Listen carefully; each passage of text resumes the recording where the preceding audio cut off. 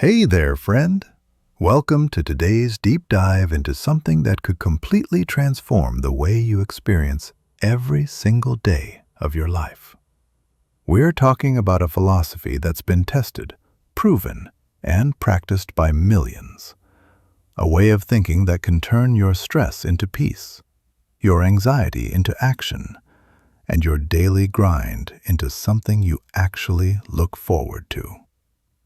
If you take an honest look at your life right now, you'll probably notice something interesting. Most of us are trapped in a mental tug-of-war between two things: yesterday and tomorrow. We're either replaying some mistake we made last week, cringing at that awkward conversation, beating ourselves up over a missed opportunity, or we're stressing about what's coming next.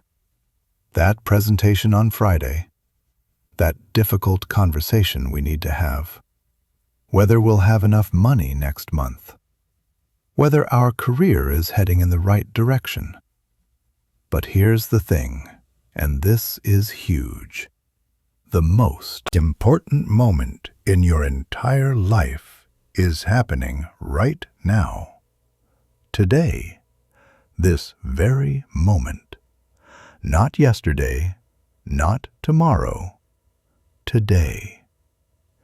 There's this brilliant concept that was introduced by Benjamin Foster, a life strategist who revolutionized the way people think about daily living. He used this powerful analogy. Live your life like a ship with watertight compartments. Imagine a massive ocean liner cruising across the Atlantic. This ship isn't just one big hollow space. It's divided into separate, sealed compartments. Why? Because if water breaches one section, it stays contained there. The rest of the ship remains safe, functional, and able to keep moving forward. Now, think about your life the same way. Each day is its own compartment. Yesterday's stress, yesterday's failures, yesterday's disappointments, they're in a sealed compartment behind you. Tomorrow's uncertainties, tomorrow's challenges, tomorrow's fears, they're in a compartment ahead of you that hasn't even opened yet. And right here, right now, today is your open compartment. This is where you live. This is where you work. This is where you breathe. Let me paint you a picture. Imagine you're standing on the deck of this enormous ship in the middle of the ocean. It's a gorgeous morning. The sun is just rising, painting the sky in shades of orange and pink. The sea is calm. Everything is perfect in this moment. But then you start thinking, wait, 3 days ago we hit some rough waves. What if that damaged something?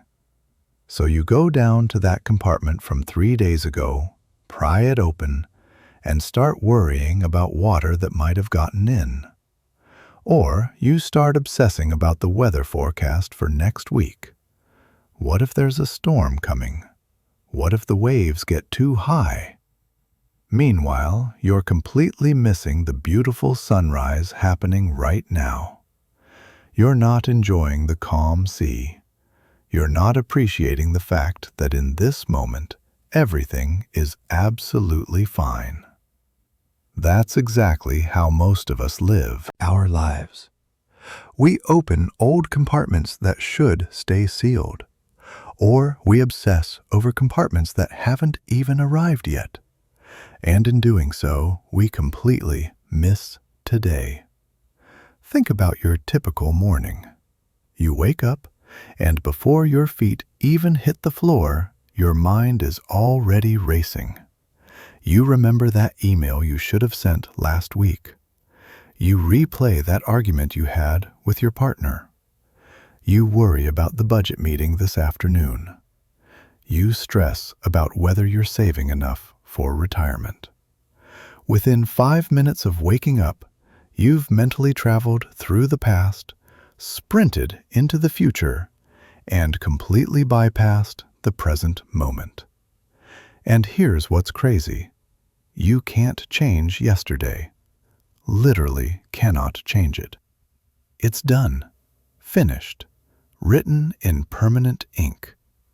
And you can't control tomorrow either. You can plan for it, sure. You can prepare. But you cannot control it.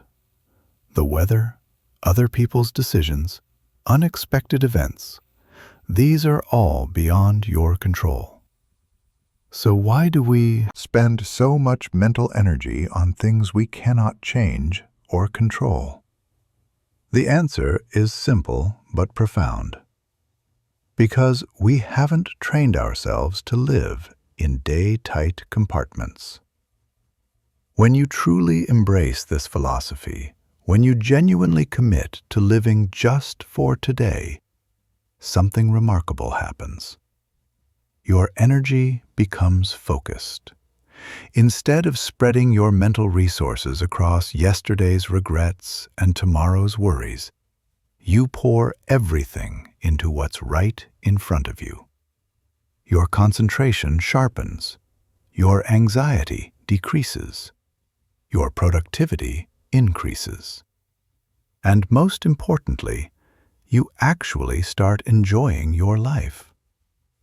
Let me give you a practical example. Let's say you're working on a major project at work, something that's going to take 3 months to complete. It's big, it's important, and honestly, it's a little overwhelming. If you think about the entire 3-month timeline, all the tasks, all the potential problems, all the ways it could go wrong, you'll probably feel paralyzed. Your brain will go into overload mode. You'll procrastinate. You'll stress. You'll lose sleep. But what if you approached it differently? What if, instead of thinking about the massive 3-month project, you only focused on today's portion? What if you woke up and said, okay, today I'm going to work on designing the framework. That's it. Just today's task. Suddenly, it becomes manageable. You can see exactly what needs to be done. You can measure your progress. You can feel accomplished at the end of the day. And here's the beautiful part. If you do that every single day for 3 months, you'll complete the entire project. One day at a time, one task at a time, one compartment at a time. Now, I know what some of you might be thinking, but I need to plan for the future. I can't just ignore tomorrow. And you're absolutely right. Planning is essential. But there's a massive difference between planning and worrying. Planning is constructive. It's actionable. You sit down, you think about what you want to achieve. You create a roadmap. You identify the steps you need to take. Planning gives you direction. Worrying, on the other hand, is destructive. It's passive.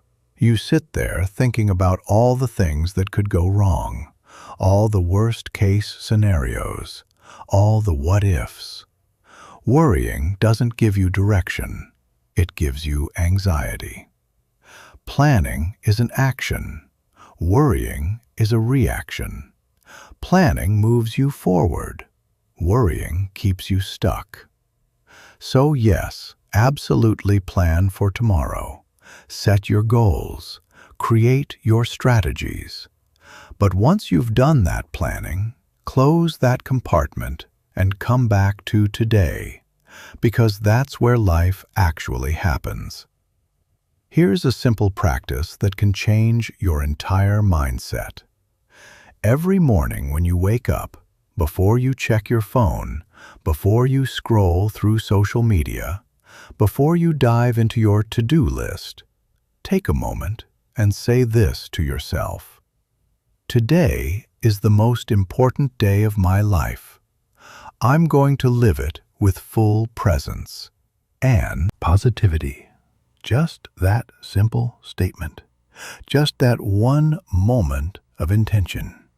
You'll be amazed at how this shifts your perspective. Instead of waking up already stressed about your entire week, you wake up focused on just today. Your mind becomes clearer, your energy becomes more directed, and you start noticing small moments that you would have completely missed otherwise.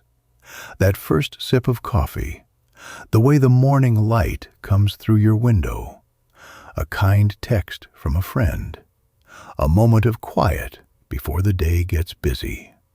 These tiny moments are actually what life is made of, but we miss them because we're too busy living in yesterday or tomorrow. There's this tendency we all have, and it's completely understandable, to postpone happiness. We tell ourselves, I'll be happy when I get that promotion. I'll relax once this project is done.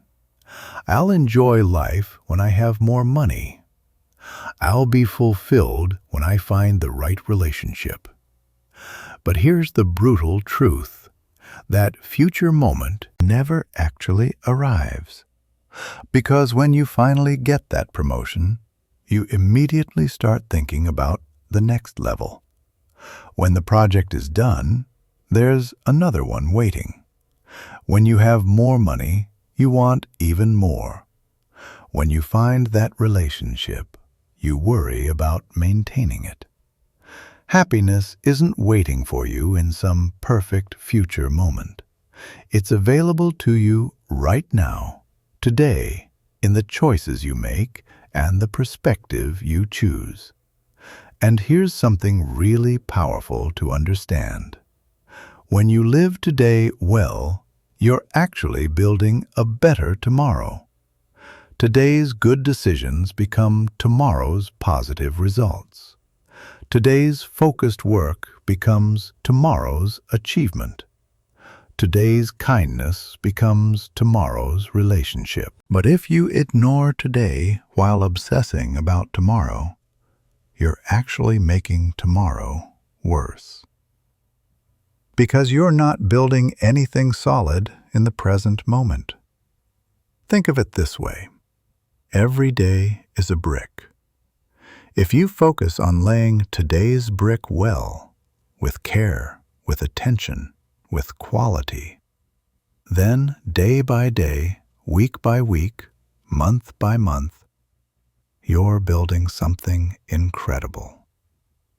But if you're so worried about what the finished building will look like that you never actually lay any bricks properly, you'll never build anything at all. Some people worry that they have too many responsibilities to just focus on today. They think, I've got kids to raise, bills to pay, a career to build, aging parents to care for. How can I just focus on one day? But that's exactly the point. You're not abandoning your long-term responsibilities. You're making them manageable by breaking them down into daily actions. You're not ignoring your future. You're building it one present moment at a time. Every single day gives you a fresh opportunity. An opportunity to learn something new. An opportunity to improve something about yourself. An opportunity to express gratitude. An opportunity to connect with someone you care about. An opportunity to pursue something you're passionate about. When you wake up with the mindset that today is a gift, because it literally is, it's called the present for a reason. You approach it with a completely different energy. You don't waste it. You don't take it for granted. You engage with it fully. Benjamin Foster's philosophy becomes incredibly practical when you actually apply it to your real life. It's not just motivational talk. It's a genuine tool for reducing stress and increasing satisfaction. Ask yourself an honest question right now. Is my life stuck in past regrets and future anxieties? If the answer is yes, and for most of us it is, then starting today, right now, make a different choice. Wake up tomorrow morning and tell yourself, just today, I'm only going to worry about today. Watch what happens to your stress levels. Notice how your mind becomes calmer. Observe how problems that seemed absolutely massive suddenly become more manageable. This isn't magic. This isn't wishful thinking. This is a fundamental shift in mindset. We often think life is incredibly complex. And sure, it can be. But often, we're the ones making it complex. When we accept today with an open heart and a present mind, life becomes simpler. It becomes lighter. Think about children for a moment. Watch a 5-year-old play. They're not thinking about what happened yesterday. They're not worried about what's happening tomorrow. They're completely absorbed in their game, their toy, their friend, their imagination. And because of that total presence, they experience genuine joy. Somewhere along the way to adulthood, we lost that ability. We learned to overthink. We learned to worry. We learned to regret. And in the process, forgot how to simply be present. But here's the good news. You can relearn it. Try it for just one day, just one single day. No guilt about yesterday, no anxiety about tomorrow, just complete presence in today. Whether you're working, studying, exercising, having a conversation, eating a meal, or just sitting quietly, be fully there.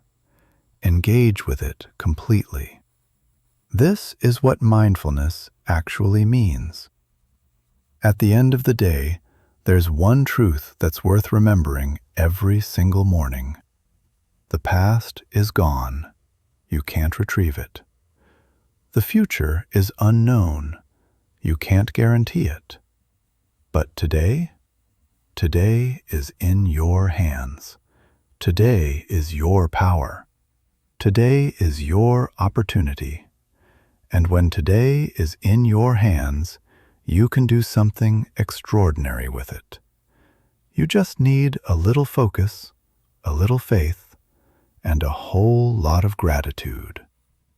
So the next time you feel anxious, overwhelmed, or stressed, pause and ask yourself one simple question.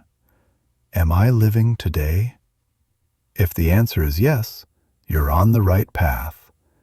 And if the answer is no, don't worry. Every sunrise brings a new chance, a new compartment, a new today. Today matters. So make it count. Now, let's talk about something that affects every single one of us, regardless of age, profession, or background. Worry.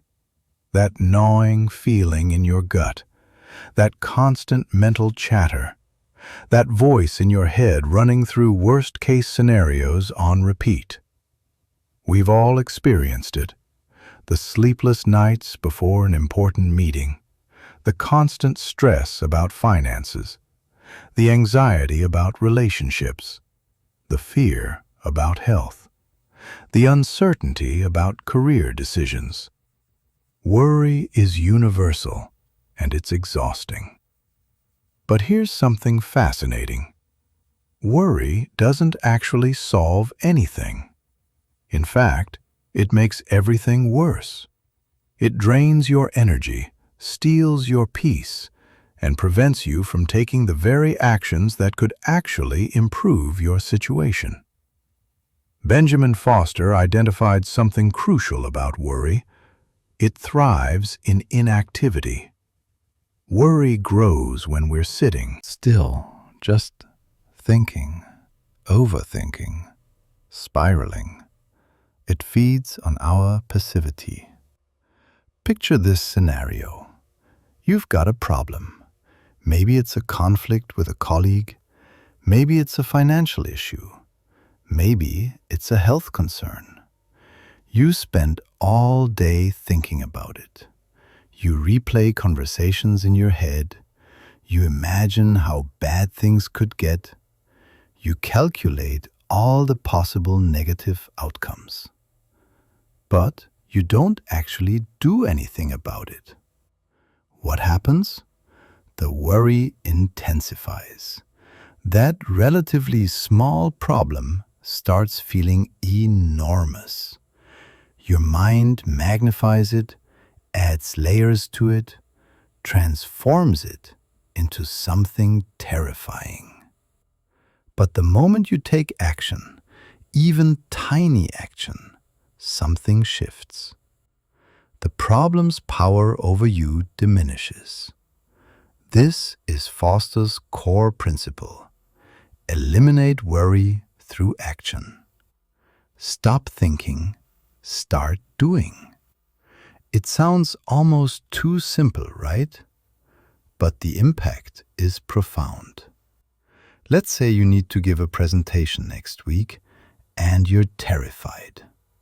You're worried about freezing up, forgetting your points, looking foolish in front of everyone. If you just sit there dwelling on these fears, they'll grow bigger and bigger until you're completely paralyzed by anxiety. But what if you take action instead? What if you start preparing your content today? What if you practice in front of a mirror? What if you rehearse in front of a friend? What if you record yourself and watch it back? Each action you take reduces the fear. Each step of preparation builds confidence. And by the time presentation day arrives, instead of being consumed by worry, you're actually ready. Foster developed a practical formula for handling worry, and it's brilliantly simple. It has 4 steps, and each one is designed to move you from passive anxiety to active problem solving. Step 1. Define the problem clearly. Most of the time, we're just experiencing vague anxiety. We feel stressed, but we can't even articulate exactly what we're stressed about. So the first step is to get specific. What exactly is the problem? For example, someone might say, "I'm just feeling really off lately. I can't sleep, I'm irritable, I'm distracted." But when they actually sit down and think about it, they realize, oh, the real issue is that I'm worried about job security. My company has been making layoffs, and I'm afraid I might be next. Once you clearly define the problem, it becomes less scary. It transforms from this vague, shapeless anxiety into something concrete that you can actually address. Step 2. List the causes. Every problem has roots. There are reasons why it exists. Your job is to identify them. Continuing with our job security example. Why are you worried? Is it because you've seen colleagues get laid off? Is it because your performance reviews haven't been great? Is it because you haven't updated your skills? Is it because the industry is changing? When you write down the actual causes, clarity emerges. Your mind stops running in circles. You can see the situation more objectively. Step 3. Consider possible solutions. This is where you brainstorm. Don't filter yourself. Don't judge ideas as good or bad. Just get everything out on paper. Maybe you could update your resume. Maybe you could start networking. Maybe you could take an online course to upgrade your skills. Maybe you could have a direct conversation with your manager about your position. Maybe you could start looking at opportunities in other companies. Maybe you could create a financial safety net by cutting some expenses. Every possible solution, no matter how small or imperfect, gets written down. Because here's the thing. Thinking about solutions is itself an action, and action weakens worry. Step 4. Decide and act. This is the most critical step. You've defined the problem, identified the causes, brainstormed solutions. Now you choose the best option and you execute it. Maybe your first solution isn't perfect. Maybe it doesn't solve everything immediately. But taking action shifts your psychology. You move from victim mode to agent mode. You're no longer just being acted upon by circumstances. You're acting on your circumstances. A lot of people get stuck at this step. They say, "I just can't seem to do anything. I just keep thinking about it." This usually means either they haven't clearly defined the problem, or they're afraid of making the wrong decision. But here's a powerful truth. Fear only has power when we avoid it. The moment we face it with action, its grip loosens. Action has a kind of magic to it. It doesn't just solve problems, it transforms you mentally. When you take action, you're sending a message to your own brain.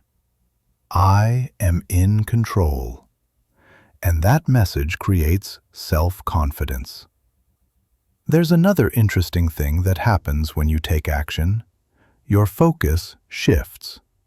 Instead of fixating on the worry, you start focusing on the solution. Your energy gets channeled into productive work. You feel useful instead of helpless. And as you start seeing results, positivity naturally flows in. Many people suffer from what Foster called analysis paralysis. They overthink every situation to the point where they never actually do anything. They analyze every possible angle, every potential outcome, every microscopic detail. And in all that analyzing, time passes, and they remain stuck. Foster said, "Over-analysis leads to paralysis. You think yourself into exhaustion, but you never take a step forward. That's why at some point you have to stop thinking and start acting." Here's a relatable example. Someone needs to have a difficult conversation. Maybe there's been a misunderstanding with a friend that needs clearing up. But instead of just having the conversation, they overthink it. What should I say? How will they react? What if it makes things worse? What if they get defensive? What if I say the wrong thing? Days pass. Weeks pass. The anxiety builds. The relationship deteriorates. But if they just initiated the conversation, even imperfectly, there's a good chance it would get resolved. Maybe not perfectly, but at least there would be movement, communication, clarity. Action creates possibility. Inaction creates stagnation. This applies to relationships, career decisions, health concerns, creative projects, literally everything. Every person's life contains things that cause worry. The difference is that some people feed their worry by dwelling on it, while others fight their worry by taking steps against it. You get to decide which type of person you'll be. Always remember, worry will dominate you as long as you passively endure it. But the moment you become proactive and take action, that worry becomes just another manageable thing in your life. One highly effective technique is to plan your day the night before. When you know exactly what you're going to do tomorrow, your mind doesn't wander into worry territory. You set small, achievable goals and you work on them systematically. Every time you complete a task, you get a sense of progress. And that sense of progress is worry's biggest enemy. Foster's book isn't about motivation in the abstract sense. It's about action-based living. He believed that every person has the power to reduce their worries. You just need a little clarity, a little planning, and a little courage. So next time something starts to worry you, ask yourself these 4 questions. What exactly is the problem? What's causing it? What are possible solutions? What am I going to do about it right now? These questions move you from thinking to doing, and that's where anxiety begins to dissolve.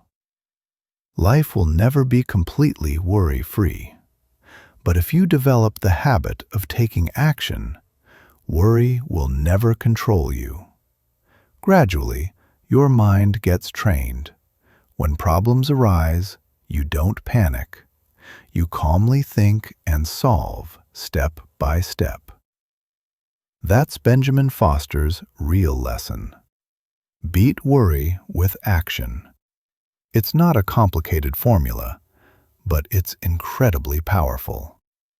Start practicing it in your life and watch how your mind becomes freer, fresher, and more focused. Worry goes away. In its place comes clarity, control, and confidence. Let's move into something that every single person on this planet has experienced at some point. Criticism. That sting you feel when someone points out your flaws. That sinking feeling when someone questions your abilities. That defensive reaction when someone challenges your choices. No matter how good you are, no matter how hard you work, no matter how sincere your intentions, someone, somewhere, will find something to criticize about you. It's inevitable. It's part of being human. And how you handle that criticism can either destroy your confidence or strengthen your character. Think about it. You could be the most talented person in your field, working 16-hour days, pouring your heart into your craft, and still, someone will say you're not good enough. Someone will find fault. Someone will question your methods. And sometimes that criticism comes gently, wrapped in constructive feedback. Other times it comes harshly, delivered with sharp words and sharper tones. The question isn't whether you'll face criticism. You will. The question is, how will you respond to it? Many people completely crumble under criticism. One negative comment erases 100 positive ones in their mind. They hear one person say something unflattering, and suddenly they question everything about themselves, their worth, their abilities, their entire identity. They think, if someone said this about me, maybe it's true. Maybe I really am that incompetent. Maybe I really am that flawed. And slowly, their confidence erodes. They start doubting themselves.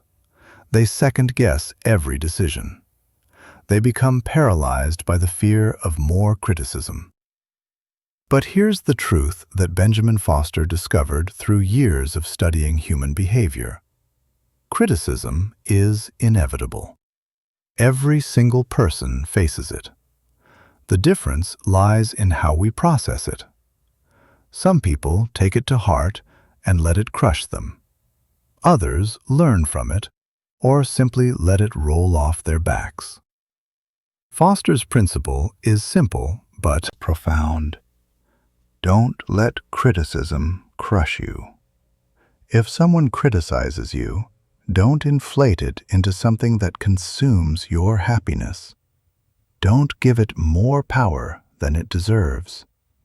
Not every comment needs to be taken seriously, especially when it's not constructive. You don't need to react to everything. Sometimes the strongest response is no response at all. Now, here's where it gets interesting. How do you decide which criticism is valid and which should be ignored? Foster suggests a simple approach. Evaluate criticism objectively, not emotionally. When someone says something critical about you, your first instinct is often an emotional one. You feel hurt. You feel defensive. You want to fight back or withdraw. But before you react, pause. Ask yourself some honest questions.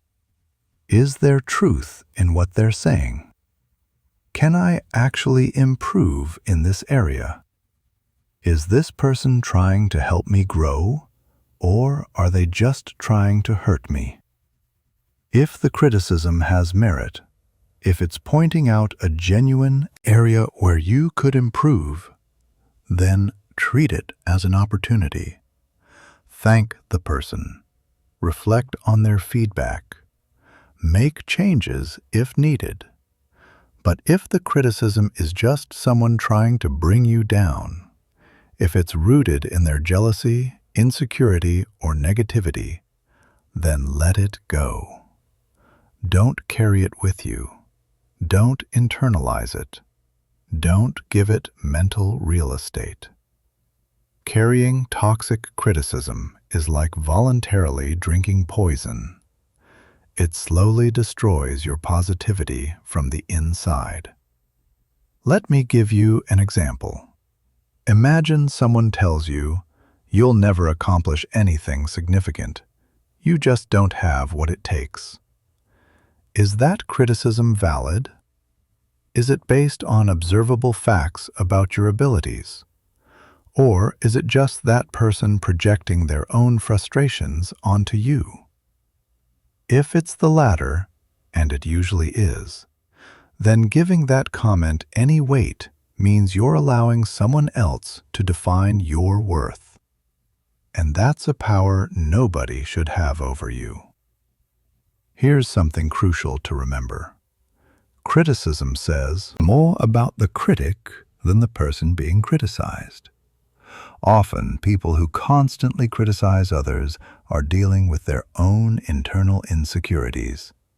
They feel better about themselves by finding faults in others. It's a defense mechanism, a way to feel superior when they're actually feeling inadequate. These people exist everywhere, in workplaces, in families, among friends, online. And if you take every critical comment from every insecure person seriously, you'll never have peace. Foster taught that we need to develop a mental filter. Just like you strain tea to separate the leaves from the liquid, you need to strain criticism to separate what's helpful from what's toxic. You run every comment through this filter. What's helpful? You keep it. What's destructive? You discard it. And this becomes easier with practice. The first few times criticism stings, you'll feel hurt, That's normal. But gradually, you learn to distinguish between feedback that helps you grow and comments that are just noise. Another critical skill is building emotional resilience. If you shatter every time someone says something negative about you, that doesn't mean they're powerful. It means you've made yourself too fragile. You've given too much importance to other people's opinions. That's why it's essential that you don't define your self-worth by others' words. Your value comes from your efforts, your intentions, your values, your character, not from someone else's judgment. Now, let's talk about valid criticism. Sometimes people give you genuine feedback because they want you to improve. Maybe a mentor tells you, "Your work is solid, but your communication could be clearer." That's not an attack. That's a gift. It's offering you a new perspective and a chance to get better. Smart people don't ignore this kind of criticism. They don't get defensive. Instead, they ask themselves, "Is there something useful here that I can learn from?" And if the answer is yes, they use it to strengthen themselves. But, and this is important, accepting valid criticism doesn't mean you should constantly doubt yourself. Overthinking is just as destructive as ignoring feedback entirely. Some people obsess over every critical comment. They replay it in their minds endlessly. Why did they say that? Am I really that bad? What if they're right? This kind of rumination doesn't lead to solutions. It just leads to anxiety. So, discipline your mind. Keep what's necessary. Delete the rest. One of the smartest ways to handle criticism is this: respond. Don't react. When someone criticizes you, don't immediately fire back defensively. Don't lash out. Don't crumble. Take a moment. Breathe. Think. Then respond calmly. This shows emotional maturity. It shows that you know your worth and you're not easily shaken. Foster once said something brilliant. Any fool can criticize, condemn, and complain, and most fools do. In other words, criticizing is easy. It takes no skill, no effort, no intelligence. But giving thoughtful, useful feedback, that's difficult. That requires care. So if someone is just throwing negativity at you, chances are they fall into that category of most fools. Sometimes criticism isn't even in the words themselves. It's in the tone, the body language, the sarcasm. Someone might say, "Wow, great job," but their tone makes it clear they mean the opposite. In those moments, the best response is often a smile and silence. You don't need to justify yourself to everyone. Sometimes silence is the most powerful reaction you can give. Another thing to remember, you should also be mindful of how you criticize others. Just as you don't like being hurt by harsh words, neither does anyone else. If you see someone making a mistake, offer a suggestion, not an insult.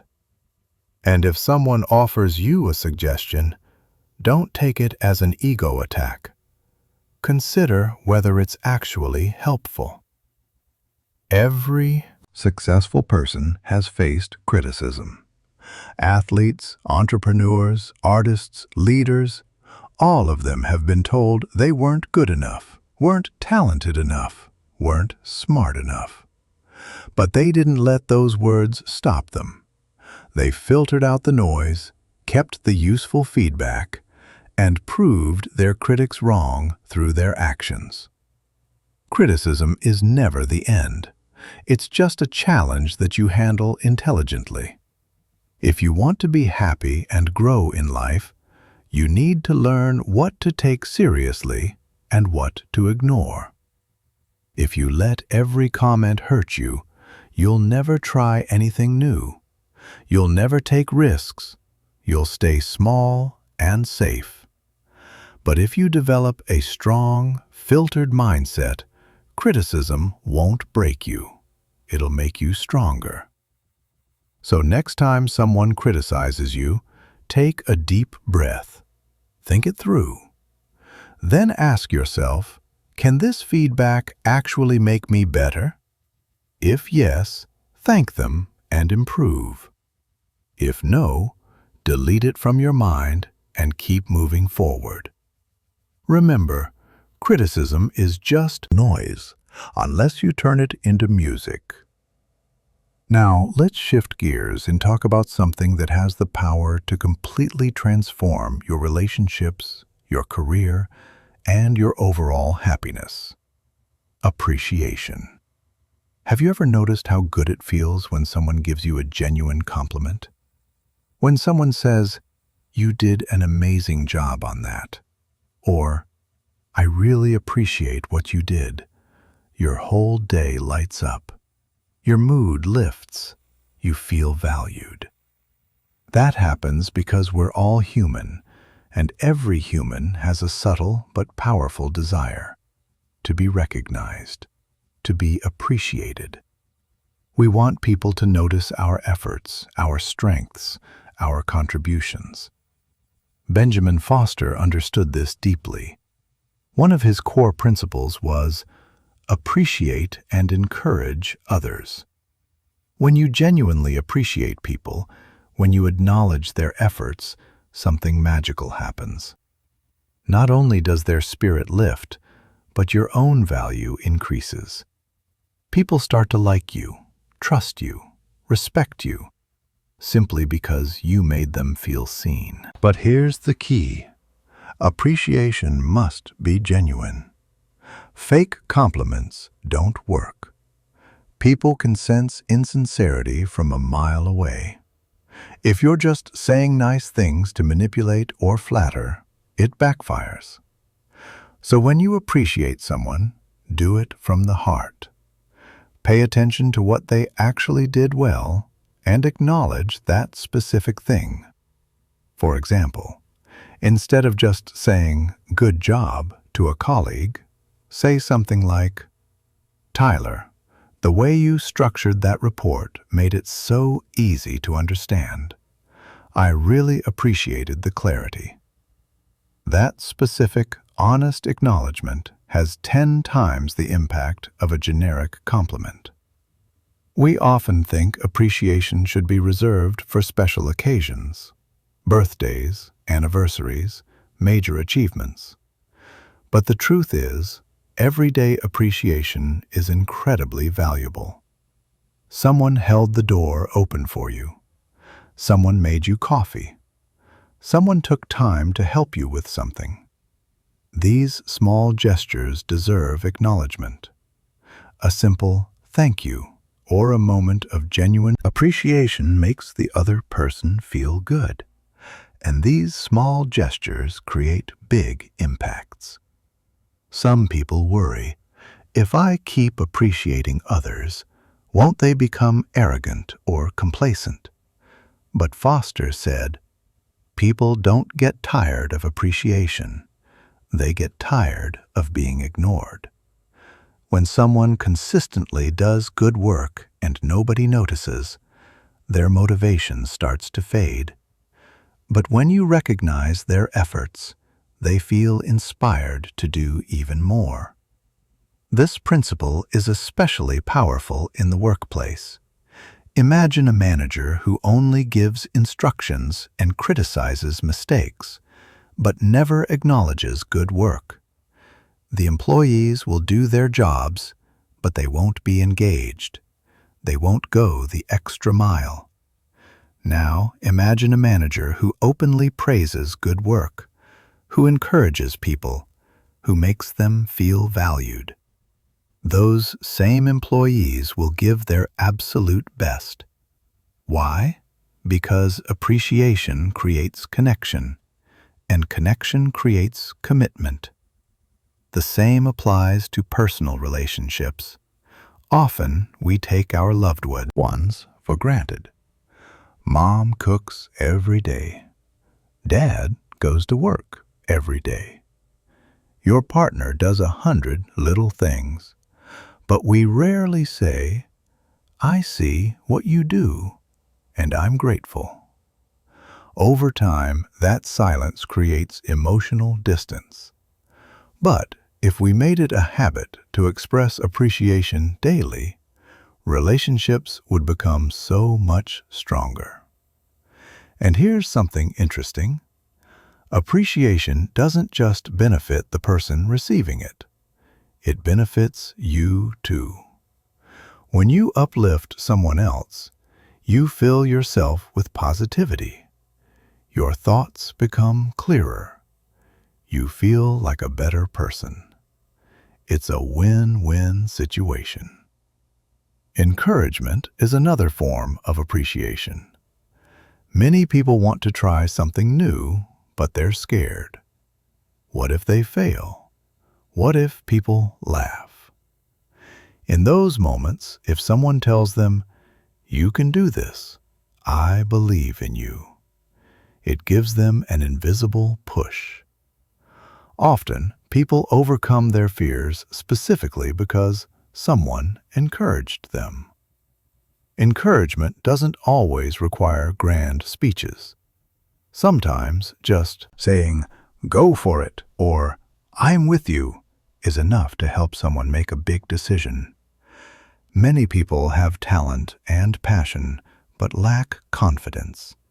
And that confidence can come from one positive word from someone they respect. Now, just as you should appreciate others, you should also learn to accept appreciation gracefully. When someone compliments you, don't deflect it awkwardly. Don't say, "Oh, it was nothing." Just say, "Thank you." Accept it with grace. This makes the other person feel good that their words landed. Appreciation isn't just verbal. Sometimes it's expressed through body language, tone, small gestures. Listening attentively, showing interest in what someone says, helping them when they need it. These are all subtle forms of appreciation. On social media, there's huge potential for appreciation and encouragement. If someone shares something creative, an achievement, or even just a thoughtful post, drop a "well done" or "loved this" comment. It motivates them and strengthens your relationship with them.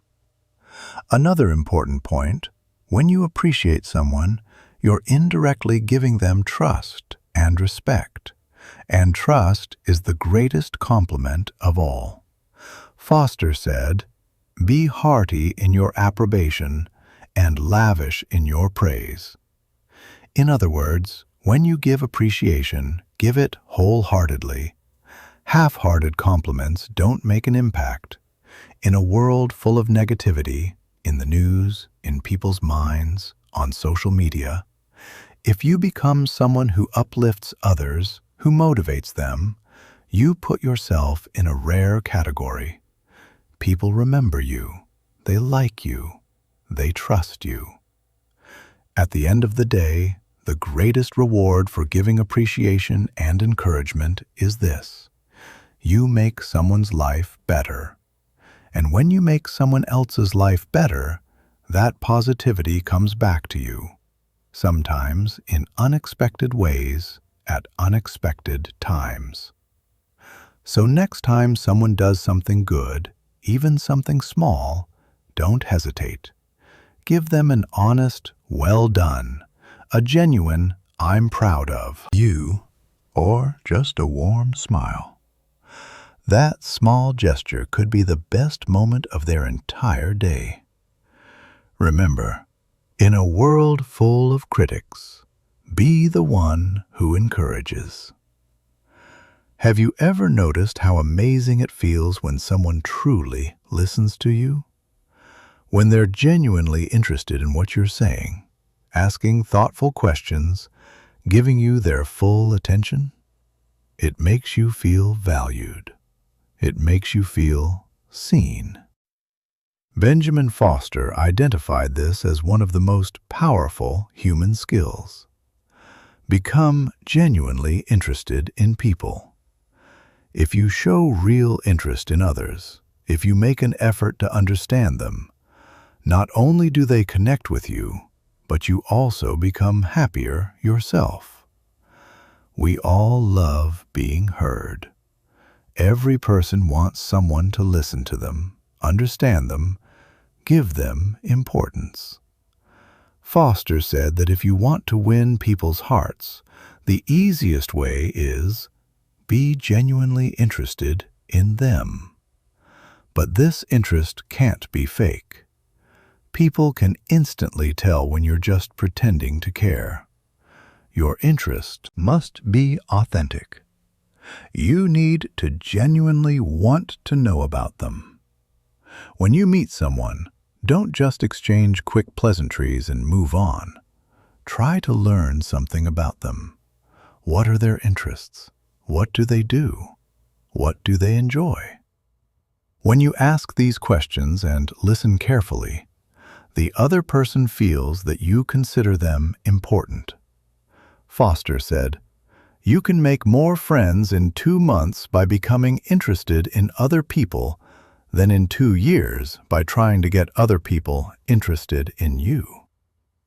People often try to make themselves interesting so that others will be impressed. But the reality is, if you show genuine interest in others, they'll naturally be drawn to you. It's a simple principle, but incredibly powerful. Now, let's talk about listening. When you truly listen to someone, it's a form of respect. It shows that you value them. Listening isn't just staying quiet. It's an active process. You give reactions. You show empathy. You maintain eye contact. You make them feel that you're connected to what they're saying. Along with listening, there's another small thing that creates huge impact. Remembering names.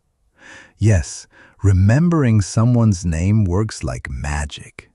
When you use their name in conversation, "Jordan, what you just said was really interesting." They light up. They feel acknowledged. Everyone loves hearing their own name. Foster wrote, "A person's name is, to that person, the sweetest sound in any language." Have you ever been at a party or a meeting and forgotten someone's name? It feels awkward, right? But when someone remembers your name and uses it, that person stands out. They make you feel special. So remembering and using names is a small skill, but its impact is deep. Now, the question is, how do you develop genuine interest in others? Foster says you need to cultivate curiosity. Curiosity means a desire to learn, to understand, to discover.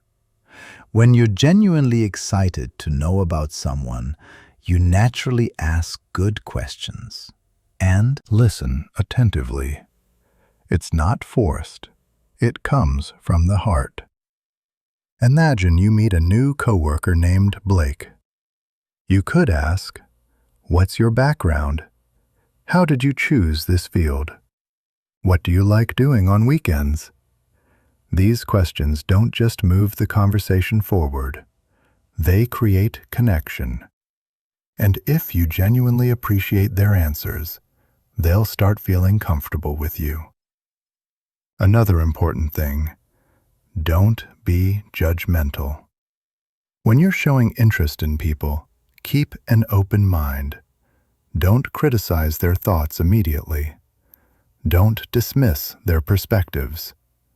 First, understand them fully. Then, if you disagree, share your view respectfully. People appreciate those who understand them, not those who constantly try to prove them wrong. Sometimes we get so busy in our own lives that we feel like we don't have time to talk to people. But Foster's principles remind us that relationships and connections are the real investment. When you genuinely connect with people, they support you, trust you, and build long-term relationships with you, whether personal or professional. Here's a small example. Imagine you go to a coffee shop. The barista makes your drink without a word, hands it to you, and you leave. That's a transaction. But what if that same barista smiles, asks how your day is going, remembers your usual order, chats with you for a moment? Next time, you'll want to go back to that same coffee shop. Why? Because that person showed interest in you. They made you feel special. In today's digital world, this is even more important. We're connected to hundreds or thousands of people on social media, but real connections are rare. If you genuinely message people, ask how they're doing, compliment their work, you can create real bonds. A caring message or thoughtful question can change someone's entire day. One more important point. Be patient with introverted people. Some people naturally talk less, but that doesn't mean they don't have stories. If you talk to them patiently, show genuine interest, they'll gradually open up. Foster also said that every person has something to teach you. You just need to show interest in learning from them. So friends, this was today's book summary. How did you like it? Please let us know in the comments, and thank you for listening all the way through. But wait, we're not done yet. There's so much more to explore in how to genuinely enjoy your life and your job. The principles we've covered so far are just the foundation. In the next part, we're going to dive even deeper into practical strategies for transforming your daily experience, handling difficult situations with grace, and building a life that you genuinely look forward to every single morning. Because here's the thing, life isn't meant to be endured, it's meant to be enjoyed. Your job isn't meant to drain you, it's meant to fulfill you. And the beautiful truth is, with the right mindset and the right principles, you can create that reality. Not someday in the distant future when everything is perfect, but starting right now, today. Let's dive into something that might sound counterintuitive at first, but once you understand it, it'll completely change how you approach disagreements, conflicts, and differences of opinion. The art of avoiding arguments. Now, before you think, wait, are you saying I should just be a doormat and never stand up for myself? That's not what this is about at all. This is about something much more sophisticated and, ultimately, much more powerful. Benjamin Foster discovered through decades of observing human behavior that you can't win an argument, at least not in any meaningful way. Think about it. When was the last time you were in a heated argument with someone, and at the end of it, they said, "You know what? You're absolutely right. I was completely wrong. Thank you for arguing with me and showing me the error of my ways." Probably never, right? Here's what usually happens. Two people get into an argument. Both sides dig into their positions. Voices get raised, emotions get heated. Each person becomes more convinced they're right and the other person is wrong. And even if one person wins the argument through superior logic or louder voice, the other person leaves feeling resentful, defensive, and even more convinced of their original position. So what did you actually win? A damaged relationship, lingering resentment, a person who now associates you with frustration and conflict. Foster's insight was this: the only way to win an argument is to avoid it. This doesn't mean you can't disagree with people. It doesn't mean you can't have different opinions. It means you choose a different approach, one that preserves relationships while still allowing you to express your perspective. Let me give you a real-world example. Imagine you're at work and a colleague named Casey proposes a strategy that you think is flawed. You have two options. Option 1. You jump in immediately and say, "That's a terrible idea. It'll never work. Here's why you're wrong." And you proceed to tear apart their proposal, point by point. Casey gets defensive. You get more insistent. A full argument develops. Even if Casey eventually backs down, they now resent you. They feel humiliated. Your working relationship is damaged. Option 2. You say, "That's an interesting approach. I can see what you're trying to achieve. Can I share a different perspective that might also be worth considering?" Then you present your alternative in a collaborative way, positioning it not as "you're wrong and I'm right," but as "here's another angle we could explore." Notice the difference? In the second approach, you're not attacking Casey or their idea. You're not making it about winning or losing. You're making it about exploring the best solution together. The outcome? Casey is much more likely to actually listen to your perspective. They don't feel the need to defend their ego. You maintain a positive relationship, and you're both more likely to arrive at the best solution because you're thinking collaboratively rather than combatively.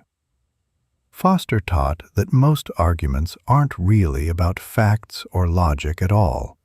They're about ego, pride, and the need to be right. And when ego gets involved, rationality goes out the window. So if you want to actually influence someone's thinking, if you want to actually create change, arguing is the worst possible strategy. Instead, try these approaches. Listen first. Before you present your perspective, genuinely listen to theirs. Ask questions.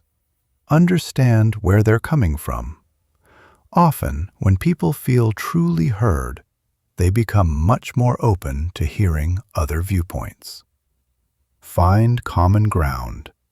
Even in disagreement, there's usually something you can agree on. Start there. "I think we both want this project to succeed," or "we both care about doing what's right." This creates a foundation of unity before you address the differences. Acknowledge their perspective has merit. Even if you ultimately disagree, you can validate that their viewpoint makes sense from their perspective. "I can see why you'd think that, given your experience with." This shows respect and makes them more receptive to your alternative view. Present your view as an addition, not a correction. Instead of "you're wrong, here's what's actually true," try "here's another factor that might also be worth considering." You're not contradicting them, you're expanding the conversation. Make it about the outcome, not about being right.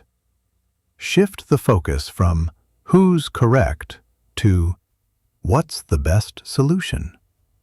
This takes the personal element out of it and makes it collaborative.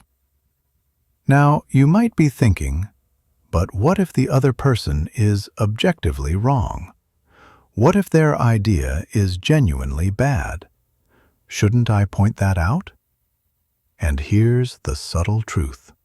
Even if you're 100% correct, forcing that correctness down someone's throat through argument will likely backfire. They'll resist, purely because nobody likes being proven wrong, especially publicly. But if you present the same truth in a non-confrontational way, as a thoughtful alternative worth exploring, they're much more likely to actually consider it. They might even arrive at the correct conclusion themselves and feel good about it, rather than feeling defeated.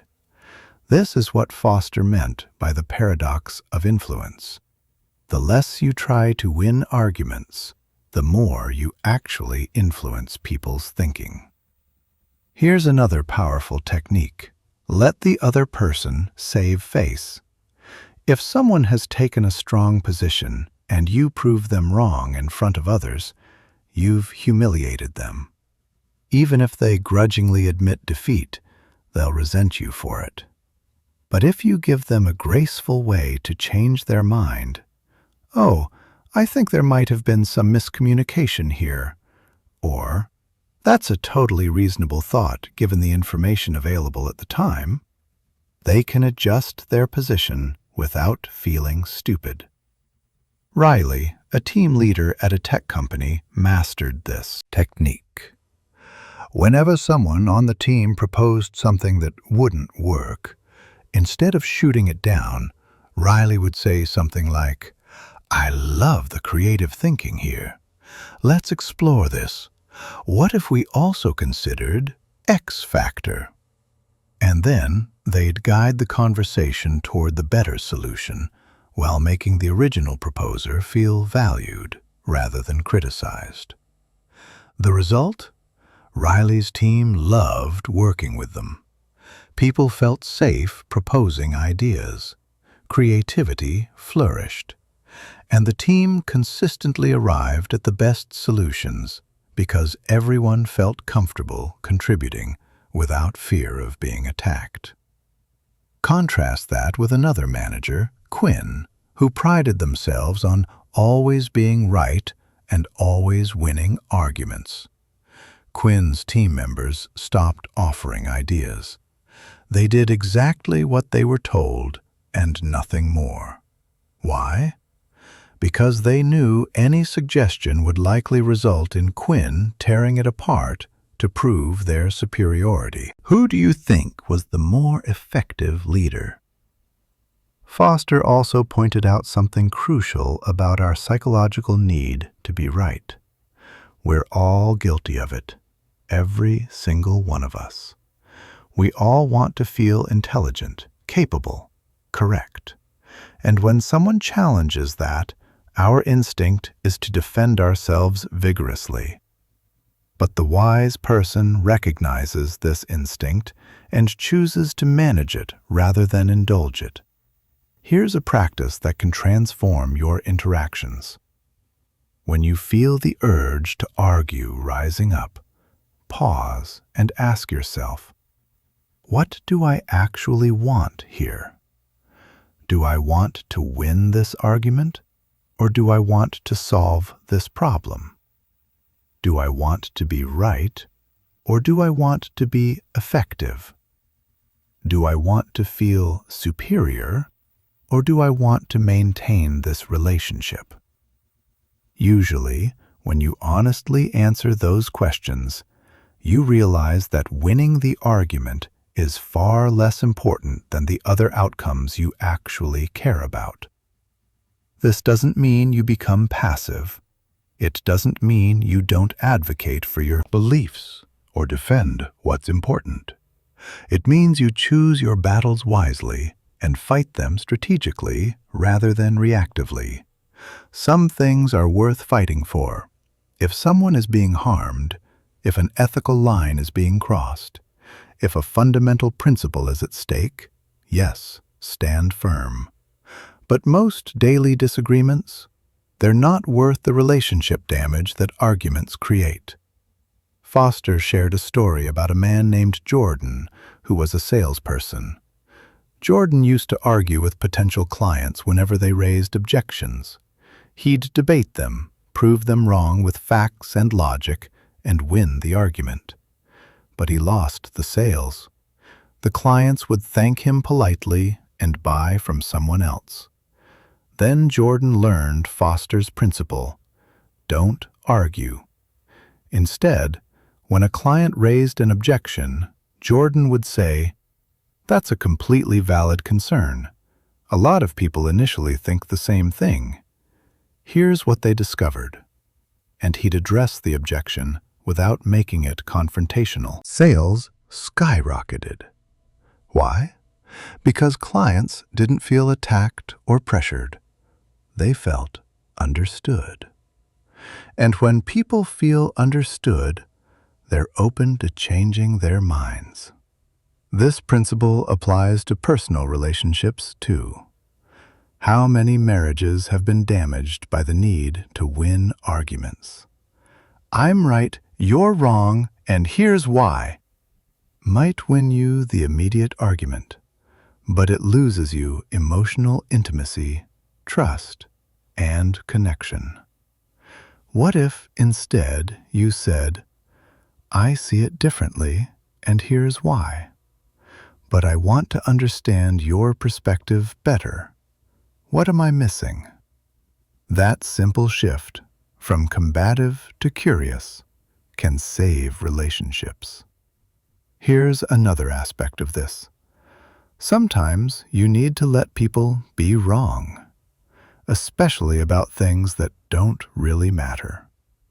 If your friend insists that a movie came out in 2018 when you know it was 2019, does it really matter if you correct them?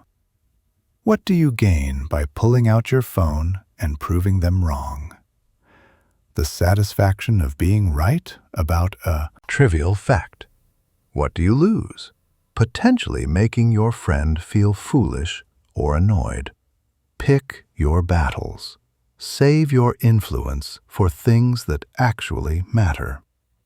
Foster wasn't suggesting you become dishonest or suppress your genuine beliefs. He was suggesting you become strategic and compassionate in how you express those beliefs. There's an old saying, "You can be right or you can be married." It's a funny way of expressing a deep truth. Sometimes maintaining harmony is more important than proving a point. This is especially true in families. How many holiday dinners have been ruined by political or religious arguments? Someone makes a comment. Someone else feels compelled to correct them. Voices rise, old resentments surface, and what was supposed to be a pleasant gathering becomes a battlefield.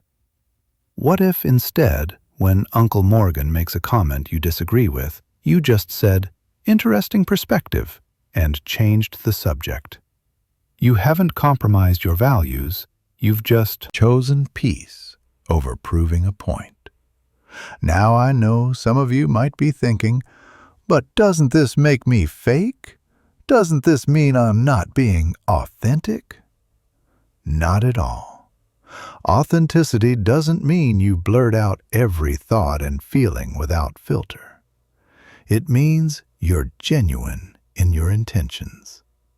And if your intention is to preserve relationships, find the best solutions, and create positive outcomes, then choosing not to argue is completely authentic to those values. In fact, it takes more strength to avoid arguing than to engage in it. It's easy to get defensive, raise your voice, and fight to be right. It's hard to stay calm, listen genuinely, and find collaborative solutions. Foster's principle here isn't about weakness, it's about wisdom. Think about the people you most respect and admire in your life. Are they the ones who are always arguing, always needing to prove they're right? Or are they the ones who listen thoughtfully, speak kindly, and somehow manage to influence without force? I'm willing to bet it's the latter. Those people have learned what Foster taught.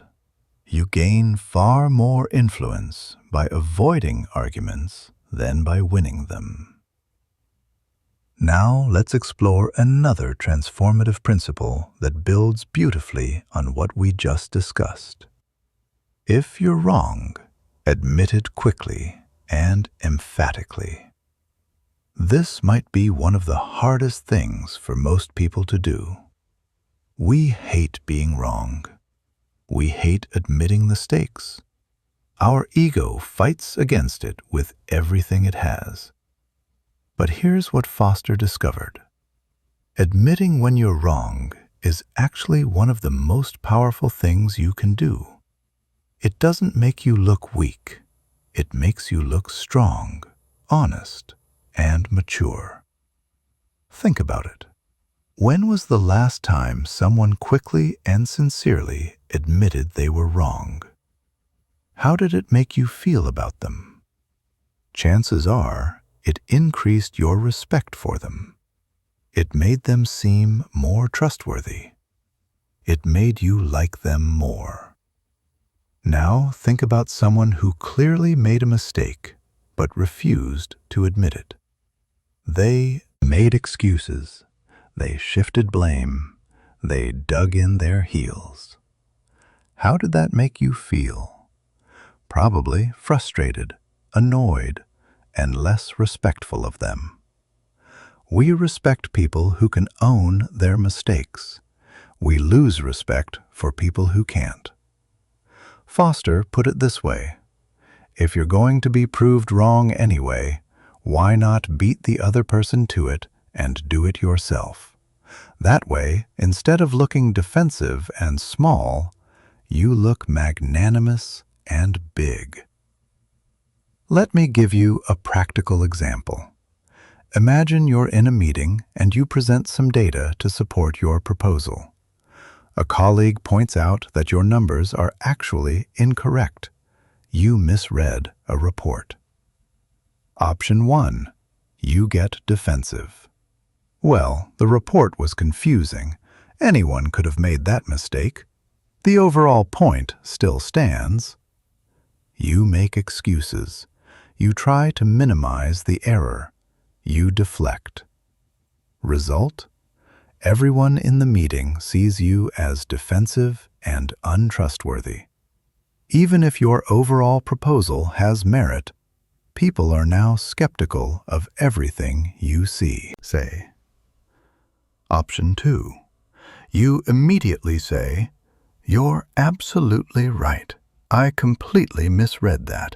Thank you for catching that. Let me get the correct figures and we can revisit this with accurate information." Result? Everyone in the meeting sees you as honest and professional. Your credibility actually increases because you demonstrated integrity. People trust you more, not less.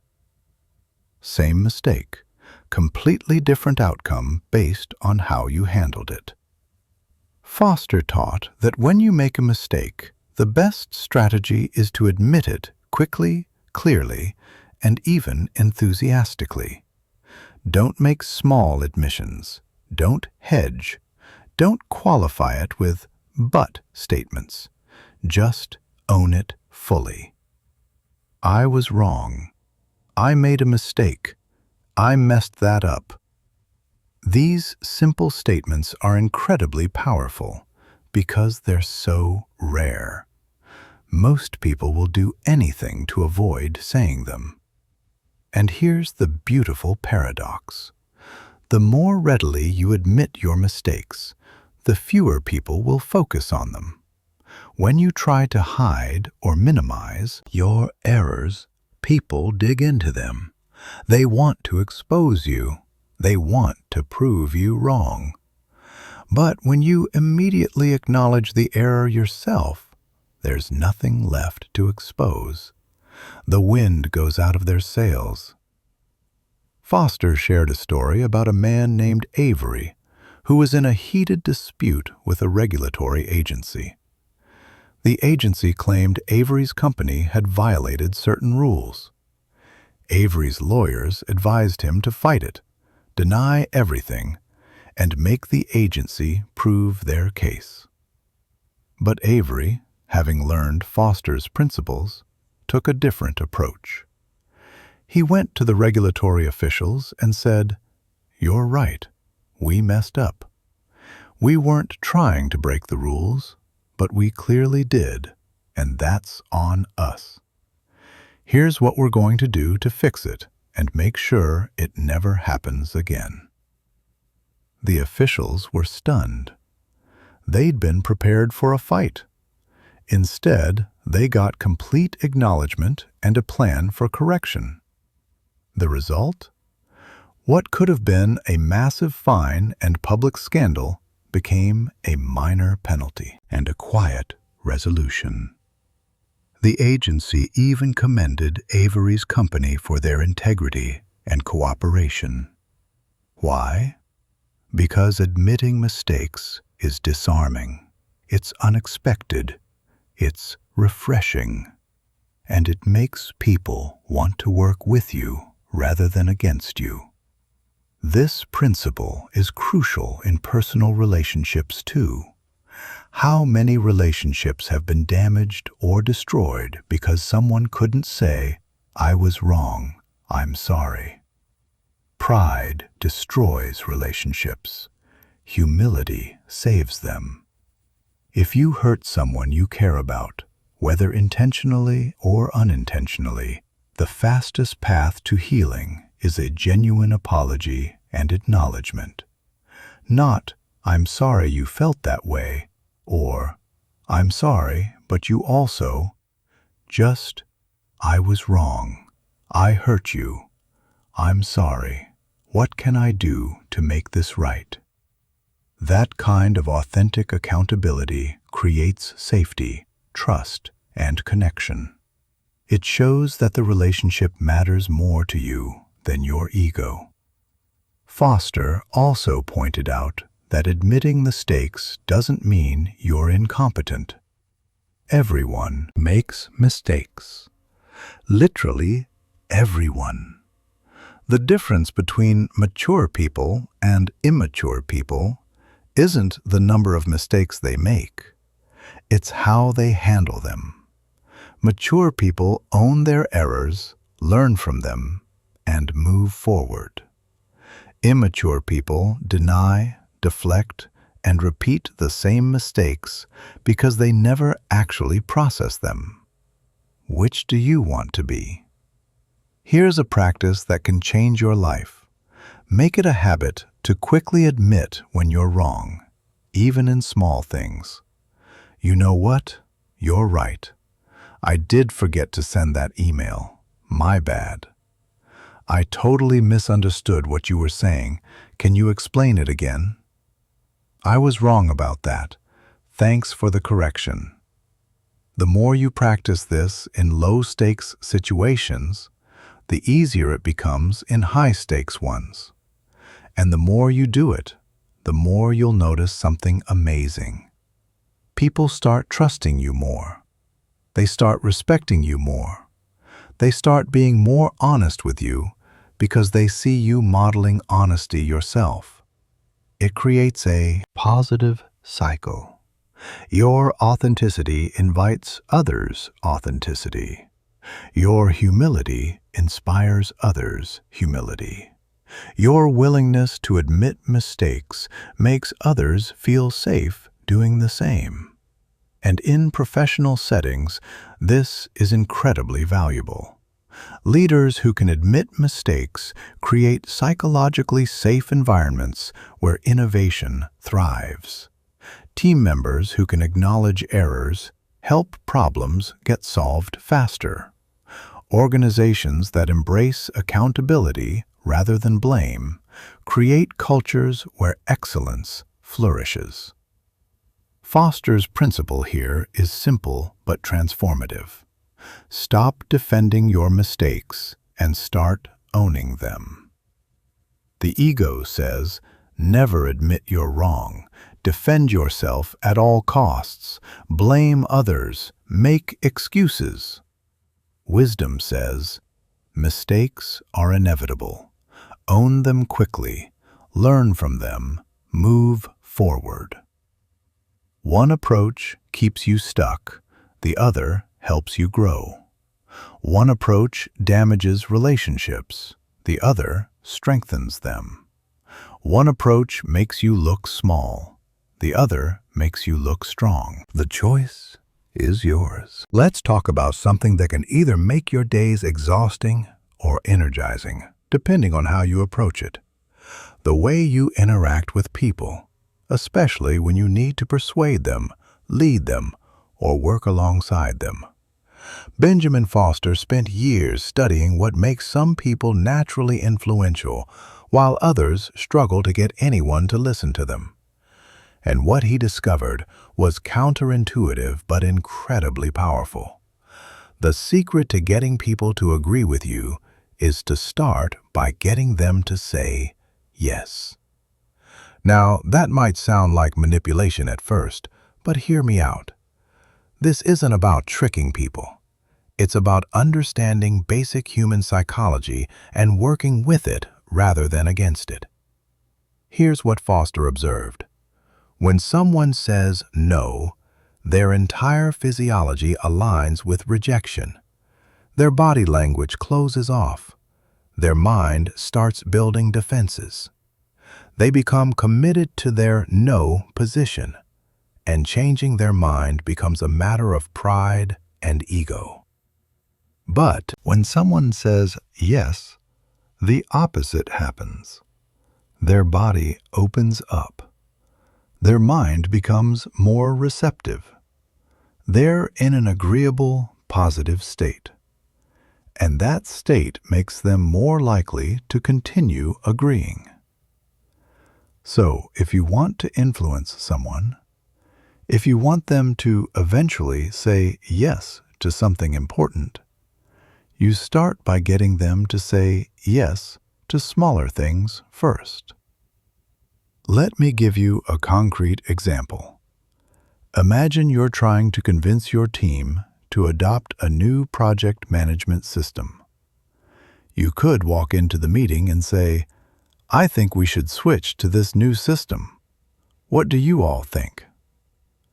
What's likely to happen? People will immediately start thinking of reasons why that's a bad idea. The current system works fine. Learning a new system will take too much time. It's probably expensive. They'll start saying no, either out loud or in their minds. And once they've committed to those no positions, getting them to change course becomes an uphill battle. But what if you approached it differently? What if you started with questions that get everyone saying yes? Does everyone agree that staying organized is crucial for our team's success? Yes. Would we all benefit from clearer task assignments and better deadline tracking? Yes. Has anyone felt frustrated by miscommunication about who's working on what? Yes. Would it help if we had a system where everyone could see project status at a glance? Yes. Notice what's happening? You're building momentum. You're getting people into an agreeable mindset. You're establishing shared goals and values. And now, when you introduce your specific solution, people are already in yes mode. They're primed to see it as a solution to problems they've just agreed exist. So I've been researching tools that could address these needs, and I found one that seems promising. Would you be open to seeing a demo? At this point, they're much more likely to say yes, because you've created a pathway of agreement leading to that moment. This is what Foster called the yes momentum technique. And it's not manipulation, it's collaboration. You're genuinely identifying shared values and goals before proposing solutions. Tyler, a sales professional, used to struggle with getting clients to commit. He'd jump straight to pitching his product, and clients would immediately throw up objections. It's too expensive. We're happy with our current provider. Not the right time. Then Tyler learned Foster's principle. He started every client meeting with questions designed to get agreement. Is reducing operational costs important to your business? Yes. Would you like to see productivity improvements in your team? Yes. Are you open to solutions that could deliver those benefits? Yes. By the time he presented his actual product, clients were already in an agreeable mindset. They'd established that they wanted the outcomes his product delivered. Sales increased dramatically. This principle works in personal relationships too. If you want your partner to agree to something, maybe taking a vacation to a specific destination, don't start with, "I want to go to the mountains." Start with shared values. Would it be nice to take some time away from work stress? Yes. Don't we both enjoy being in nature and getting fresh air? Yes. Wouldn't it be great to disconnect from technology for a few days? Yes. I've been thinking the mountains might be perfect for all of that. What do you think? You're not manipulating. You're genuinely identifying what you both value and showing how your proposal aligns with those values. Foster also emphasized the importance of letting people feel like decisions are their idea. Nobody likes being told what to do, but everyone likes feeling autonomous and intelligent. So instead of saying, "You should do X," try asking questions that lead someone to that conclusion themselves. Instead of, "You need to exercise more," try, "Have you noticed how much better you feel on days when you move your body? What if you found a type of exercise you actually enjoyed?" Instead of, "You're approaching this project all wrong," try, "What outcome are you hoping to achieve? Are there other approaches that might get you there more efficiently?" When people arrive at the conclusion themselves, they own it. They're committed to it. It's not something imposed on them. It's their idea. Jordan, a manager, learned this the hard way. Jordan used to tell team members exactly what to do and how to do it. The result? People did the minimum required, but showed no initiative or creativity. They were just following orders. Then Jordan started asking questions instead. What approaches do you think might work here? What challenges do you foresee? How would you solve this?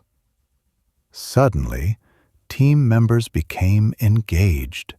They took ownership of projects. They brought creative solutions. Why? Because they felt trusted and autonomous, not controlled. Another crucial element Foster taught is this: emphasize what people gain, not what they lose. Human psychology is heavily influenced by loss aversion. People hate losing things more than they love gaining things. So if you frame something as a loss, you create resistance. But if you frame it as a gain, you create openness. Instead of, if you don't update your skills, you'll become obsolete. Try, by updating your skills, you'll open up new career opportunities and increase your value. Same message, completely different emotional impact.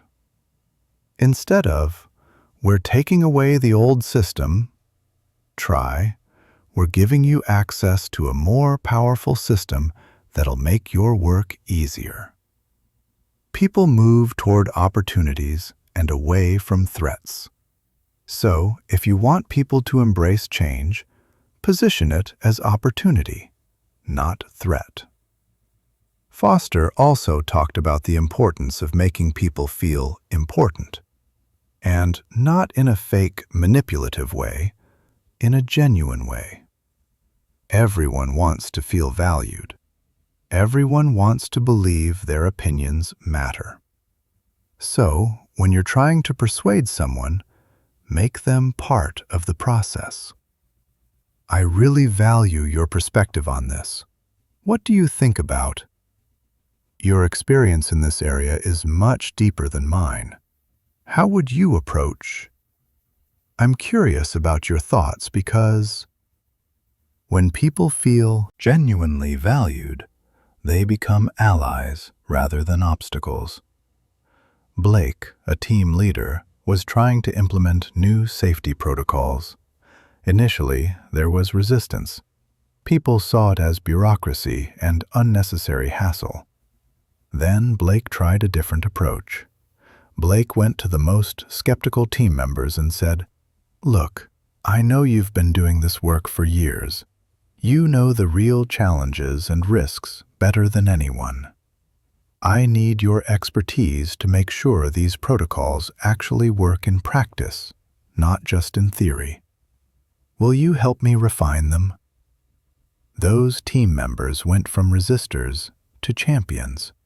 Why? Because they felt valued. They felt heard. They had ownership in the process. This brings us to another key principle. Begin in a friendly way. Hostility creates hostility.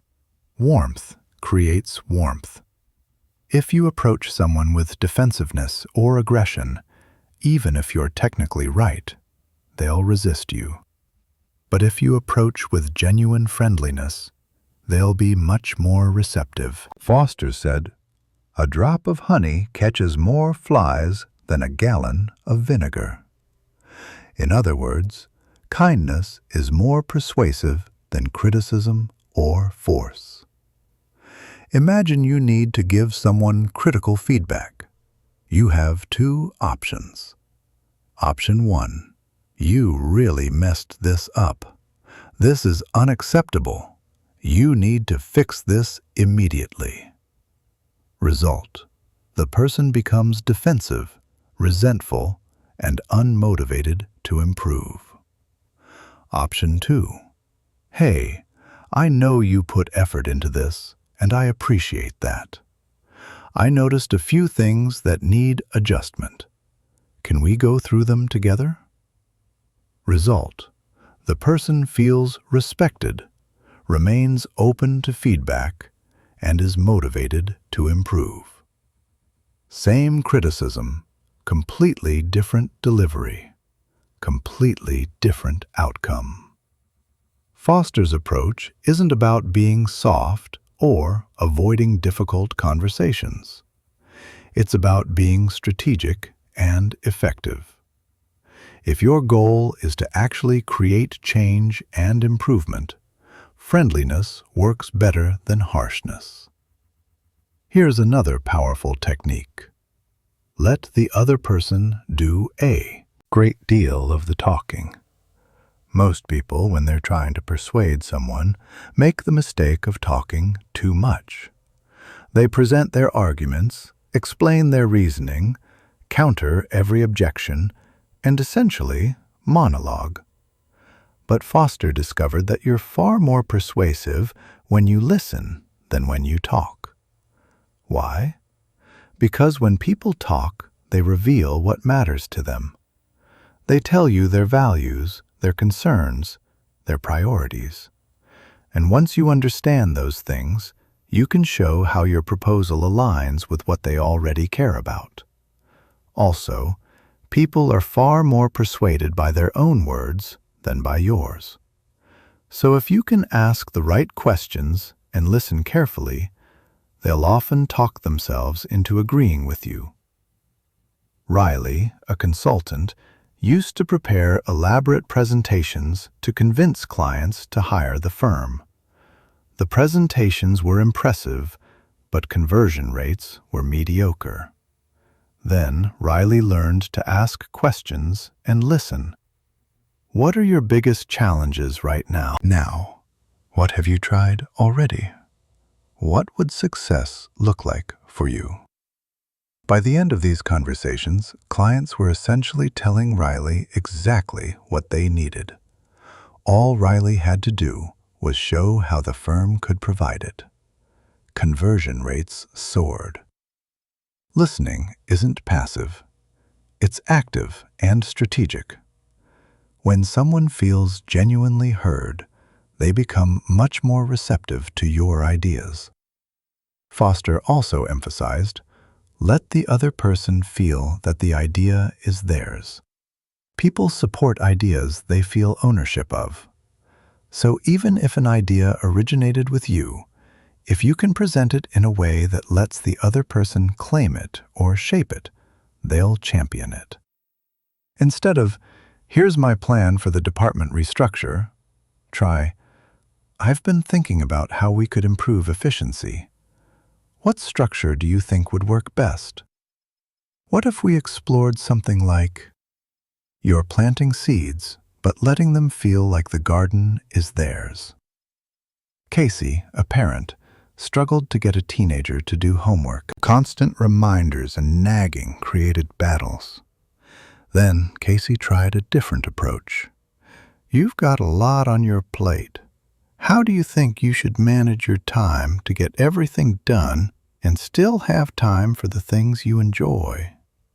The teenager created their own schedule, which included designated homework time. Because it was their idea, they actually followed it. Another crucial element. Try honestly to see things from the other person's point of view. This is empathy in action. Most disagreements happen because people are looking at the same situation from different perspectives, with different priorities and different information. If you can genuinely understand someone else's viewpoint, not just intellectually, but emotionally, you can address their real concerns rather than the ones you assume they have. Foster said, success in dealing with people depends on a sympathetic grasp of the other person's viewpoint. Imagine you're a manager and an employee asks for a raise. You could immediately think about budget constraints and say no, or you could ask, help me understand what's driving this request. What's changed for you? Maybe they just had a baby and expenses increased. Maybe they got an offer from another company. Maybe they feel undervalued.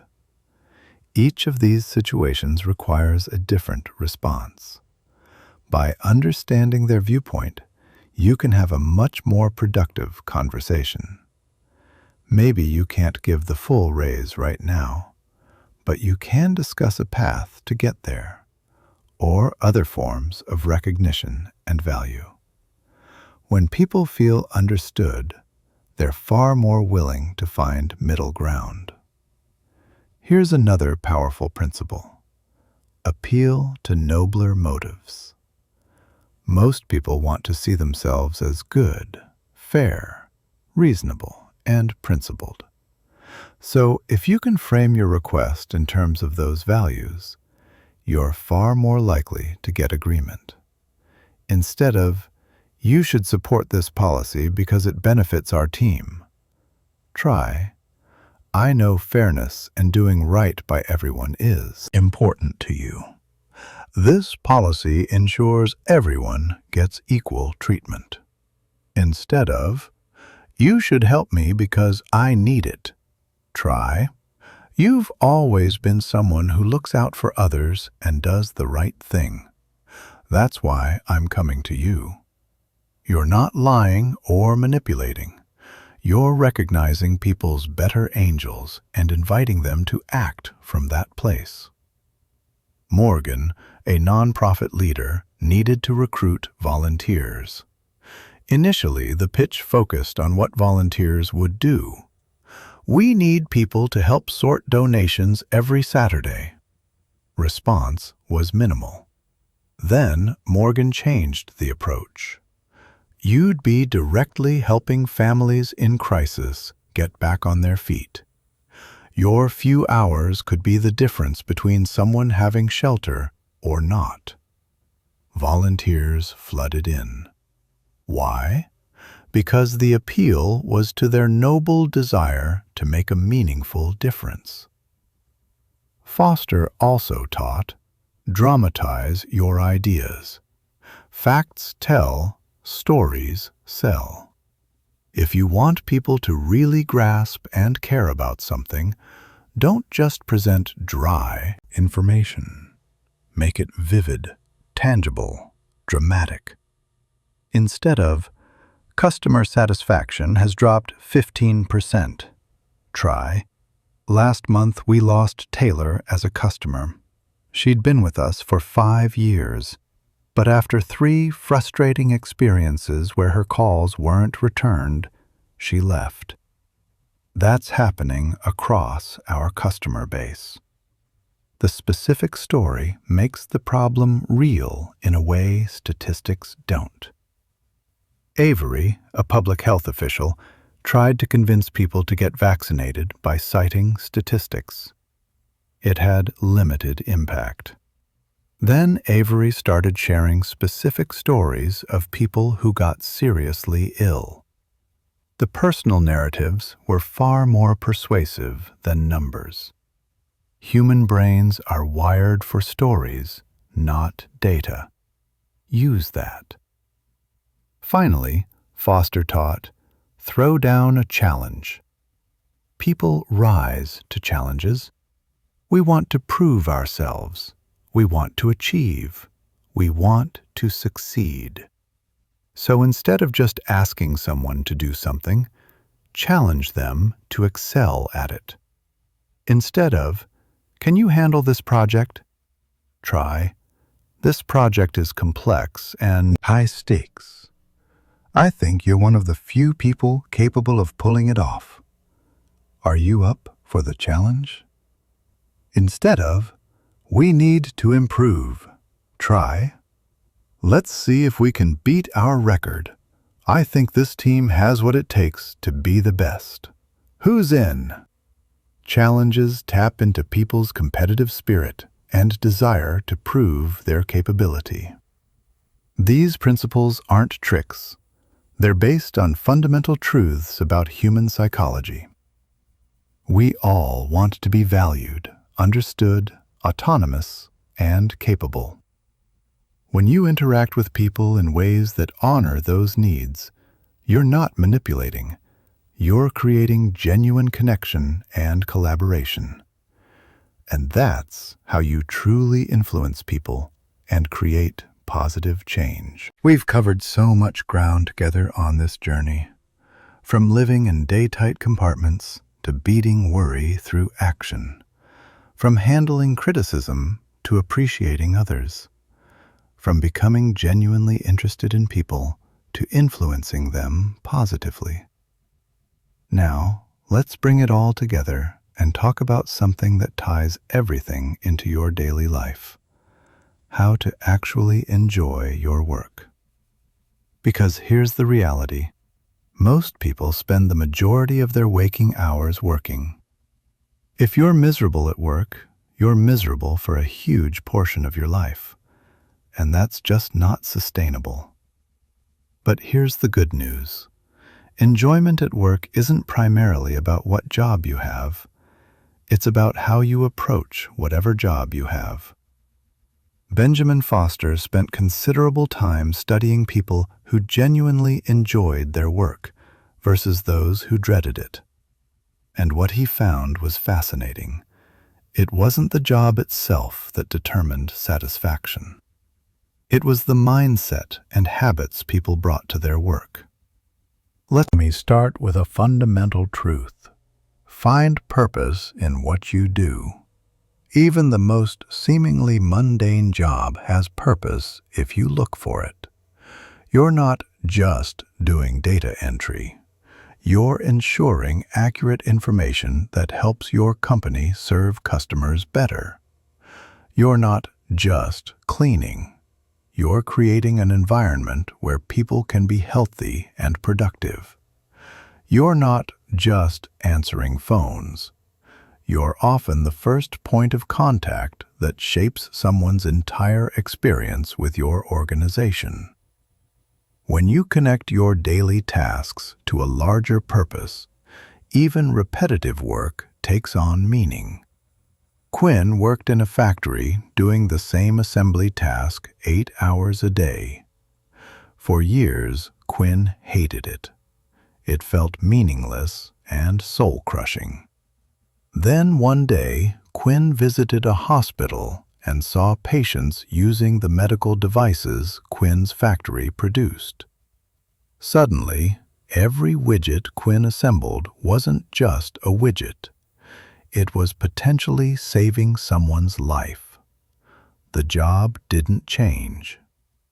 Quinn's perspective did, and that changed everything. Foster taught, if you can't find purpose in your work, you won't find joy in it. But purpose can be found in almost any work if you're willing to look for it. Here's another crucial element. Bring your best self to work. You know that feeling when you show up to work already defeated, when you're just going through the motions, doing the minimum to get by, counting the hours until you can leave. That approach makes every day feel endless and exhausting. But what if you made a different choice?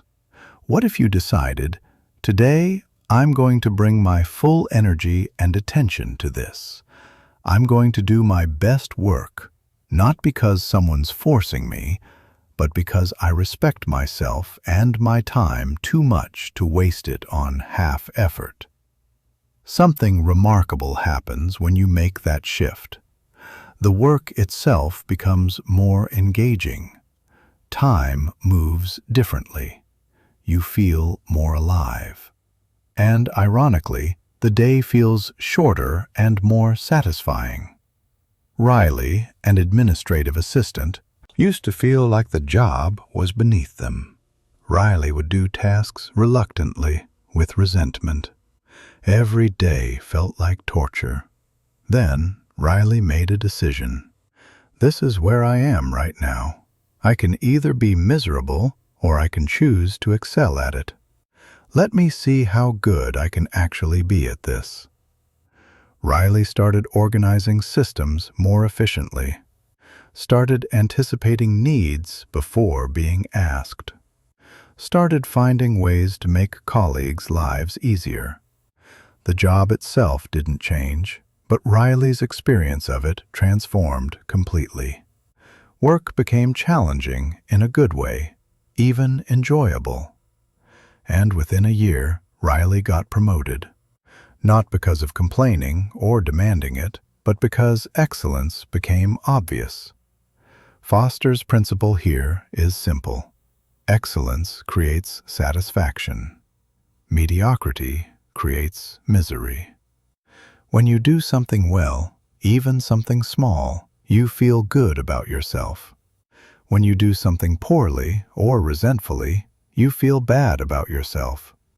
Your own assessment of your effort affects your happiness more than external recognition does. Now, let's talk about relationships at work. This is huge.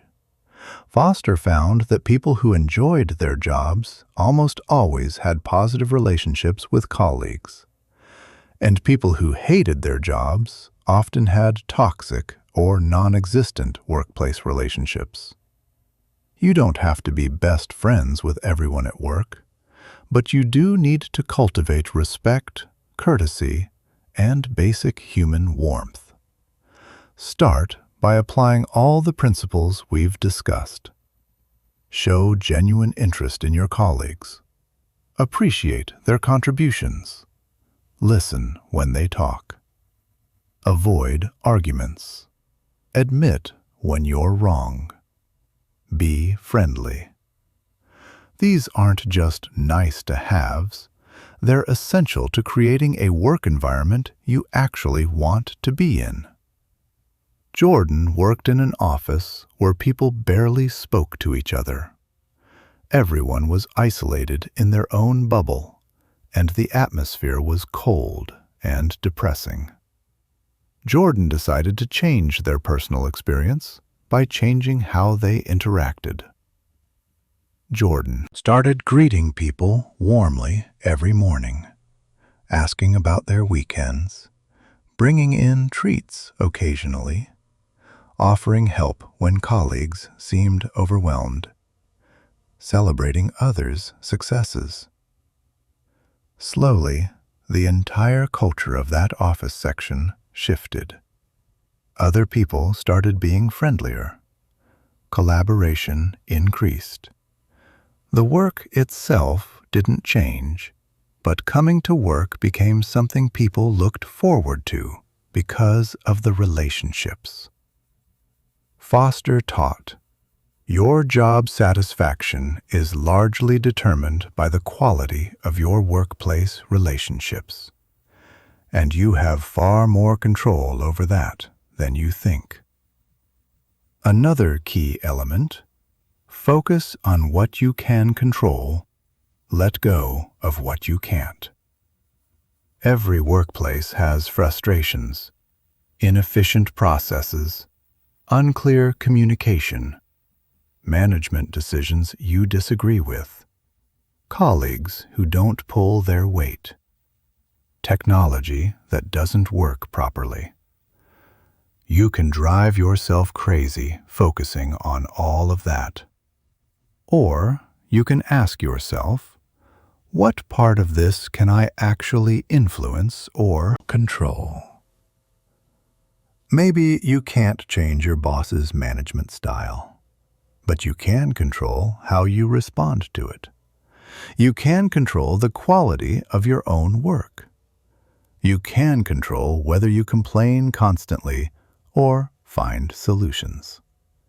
You can control your attitude. Avery worked for a disorganized company where priorities changed constantly and projects often got canceled after weeks of work. It was incredibly frustrating. Avery had a choice: stay constantly frustrated and resentful, or focus on what could be controlled. Avery chose the latter. I can't control whether this project gets canceled, but I can control learning valuable skills while working on it. I can control building good relationships. I can control doing quality work regardless of the outcome. That shift in focus didn't change the company's chaos, but it changed Avery's experience of it. Work became less frustrating because Avery stopped fighting battles that couldn't be won and started focusing energy where it could actually make a difference. Foster's wisdom here is profound. Peace comes from focusing on your circle of control and releasing your circle of concern. Let's talk about another crucial aspect: continuous learning and growth. One reason people get bored or miserable at work is stagnation. When you're doing the exact same thing the exact same way for months or years with no development, No challenge, no growth. That's soul-crushing. But here's what's exciting. You can create your own growth opportunities regardless of your position. Maybe your job doesn't offer formal training. You can learn online. You can read books. You can ask to shadow someone in another department. You can volunteer for projects that stretch your skills. Maybe your current role feels limiting. You can use it as a foundation while you develop skills for your next step. Foster believed, work becomes enjoyable when you're growing. Stagnation kills joy. Blake worked in customer service, answering the same questions day after day. It was becoming mind-numbing. Then Blake decided to make it a learning laboratory. How can I get better at de-escalating angry customers? How can I make people smile even when they're frustrated? How can I solve problems more creatively? Blake started studying psychology, communication, and problem solving. Started tracking success rates with different approaches. Started mentoring newer team members. The job itself didn't change, but Blake transformed it into an ongoing learning experience. Work became interesting again because Blake created personal challenges and growth goals. You always have the power to decide, am I going to coast or am I going to grow? Here's another vital principle. Celebrate small wins. We often make the mistake of only feeling satisfied when we achieve major milestones. Finished the huge project, got the promotion, hit the massive goal. But those moments are rare. If you're only allowing yourself to feel good on those occasions, you're miserable 95% of the time. Foster taught, find satisfaction in daily progress, not just ultimate achievements. Did you handle a difficult situation well today? That's a win. Celebrate it internally. Did you learn something new? Win. Did you help a colleague? Win. Did you stay patient when you wanted to snap? Win. When you train yourself to notice and appreciate small victories, every day contains moments of satisfaction rather than feeling like one long slog toward a distant goal. Casey, a software developer, used to only feel good on the rare occasions when a major project launched successfully. The months of coding in between felt unrewarding. Then Casey started a practice. At the end of each day, write down 3 things that went well. 3 problems solved. 3 pieces of code that worked. 3 moments of progress. This simple practice transformed Casey's daily experience. Instead of feeling like months of drudgery punctuated by brief satisfaction, work became a series of small satisfactions building toward larger achievements. Let's address something important. What if you genuinely hate your job? Foster wasn't naive. He understood that sometimes you really are in the wrong place. Sometimes the job truly is a terrible fit. Sometimes the environment is genuinely toxic. In those cases, his advice was clear. Make a plan to change it. But, and this is crucial, while you're making that plan, while you're working toward a better situation, don't make yourself miserable in the present. If you're going to be there anyway, if you're collecting a paycheck anyway, you might as well make the best of it. Use it as an opportunity to develop skills, build relationships, save money, Figure out what you do want. Approaching it with resentment and minimal effort just makes you miserable and doesn't get you out any faster. Approaching it as a temporary phase that you're going to extract maximum value from makes the time bearable and often accelerates your path to something better. Morgan hated working in retail. The hours were long, the pay was low, and dealing with difficult customers was exhausting. But Morgan needed the income and wasn't in a position to quit immediately. So Morgan made a decision. I'm going to use this experience. I'm going to get really good at customer service. I'm going to learn everything I can about sales psychology. I'm going to save aggressively.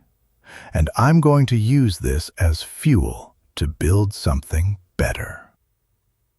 2 years later, Morgan opened a successful online business using all the customer service and sales skills developed in that retail job. What could have been 2 years of pure misery became 2 years of paid training for Morgan's future success. Foster's principle: even jobs you don't love can serve you if you choose to extract value from them. Here's another practical strategy. Create boundaries between work and life. One reason people burn out is that work bleeds into everything. They're checking emails at dinner, thinking about work problems at midnight, never fully disconnecting. Foster lived in an era before smartphones, but his wisdom applies even more today. When you're working, work fully. When you're off, be fully off. This doesn't mean you don't care about your job. It means you recognize that you're a human being who needs rest, relationships, and experiences beyond work to be healthy and sustainable.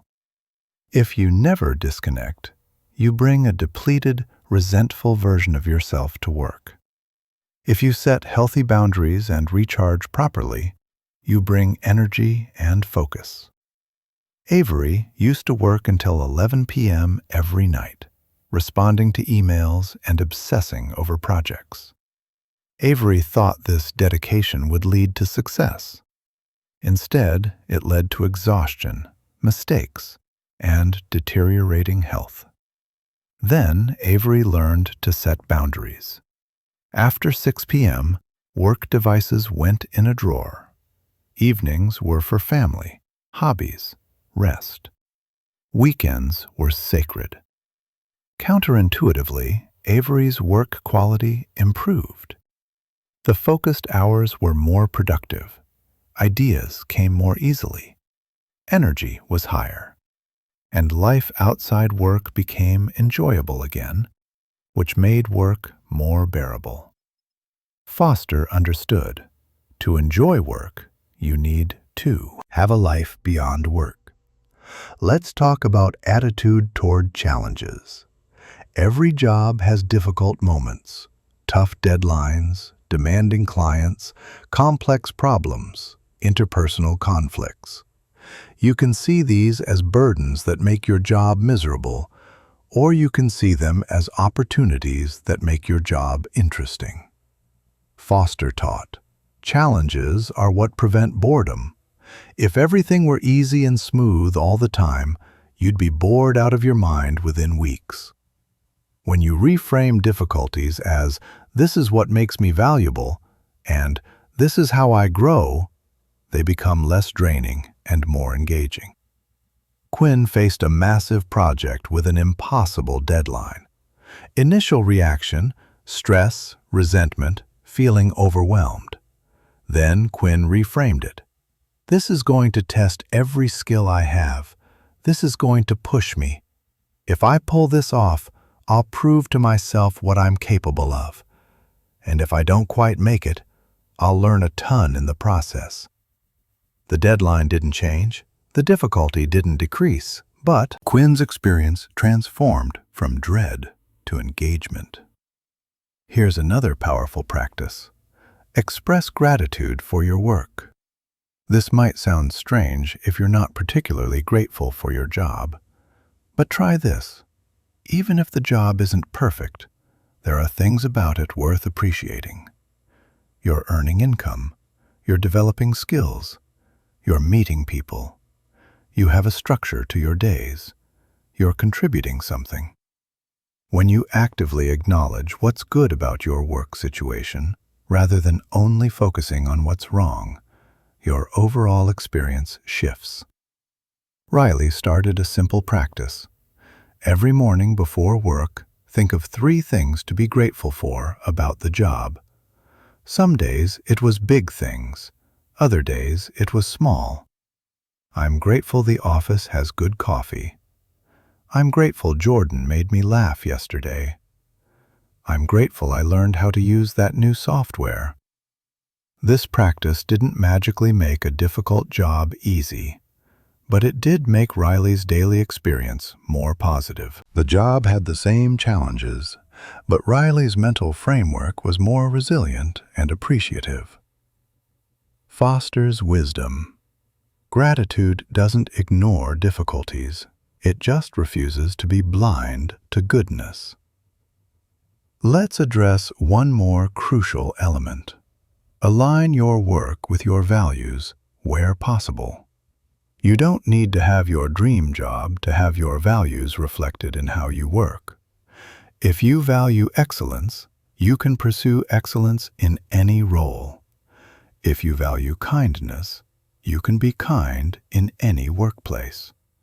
If you value learning, you can learn in any situation. If you value service, you can find ways to serve others regardless of your job title. When your daily actions align with your core values, work feels more meaningful, even if the job itself isn't your ultimate passion. Casey valued creativity, but worked in a very structured, analytical job. At first, this felt like a mismatch that created daily frustration. Then, Casey found ways to bring creativity into the role. Creative problem solving. Creative presentation of data. Creative team building activities. The core job didn't change, but Casey found ways to express that core value within it. Work became much more satisfying because Casey wasn't betraying personal values.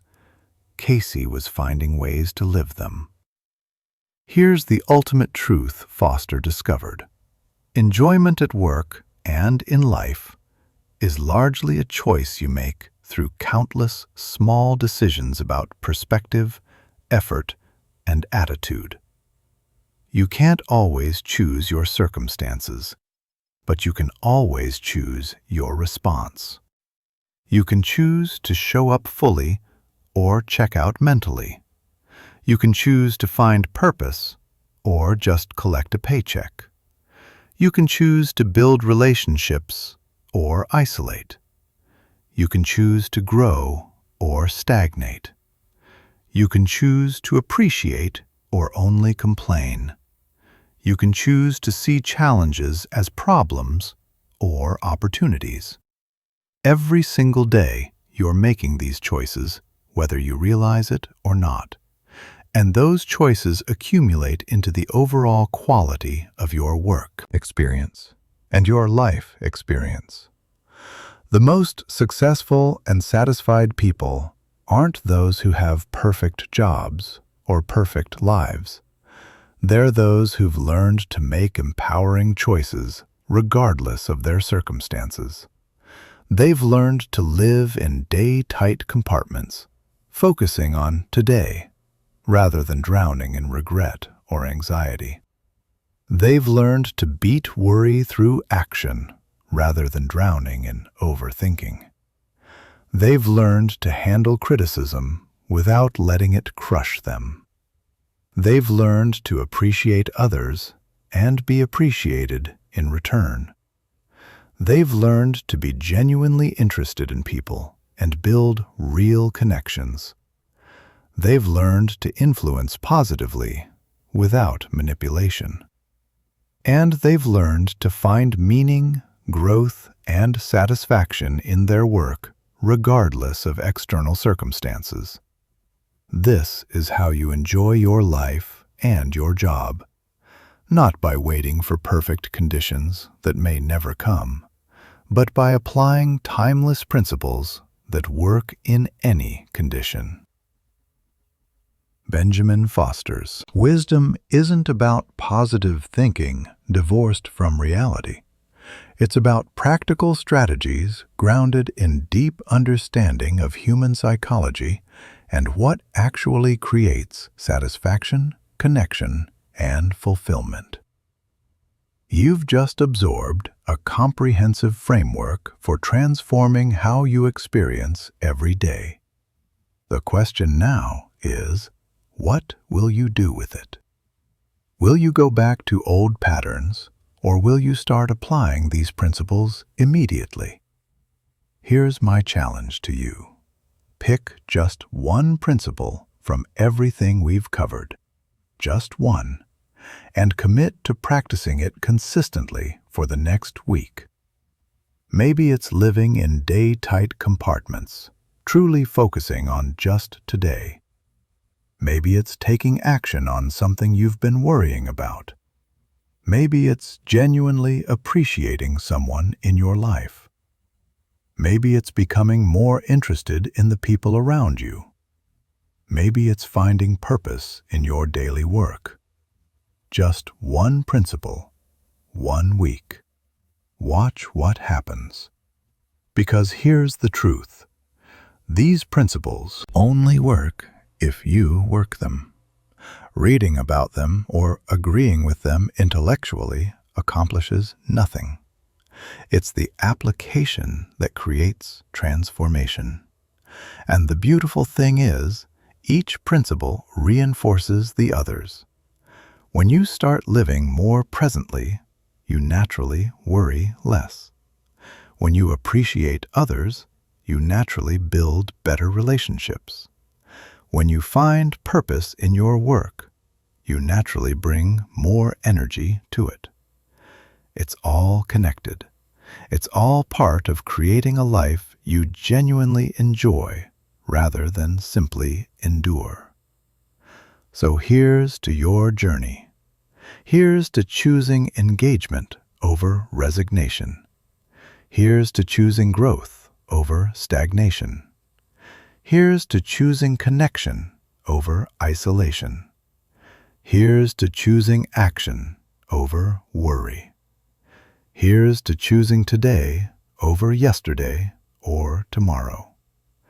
Here's to learning how to truly enjoy your life and your job, starting right now.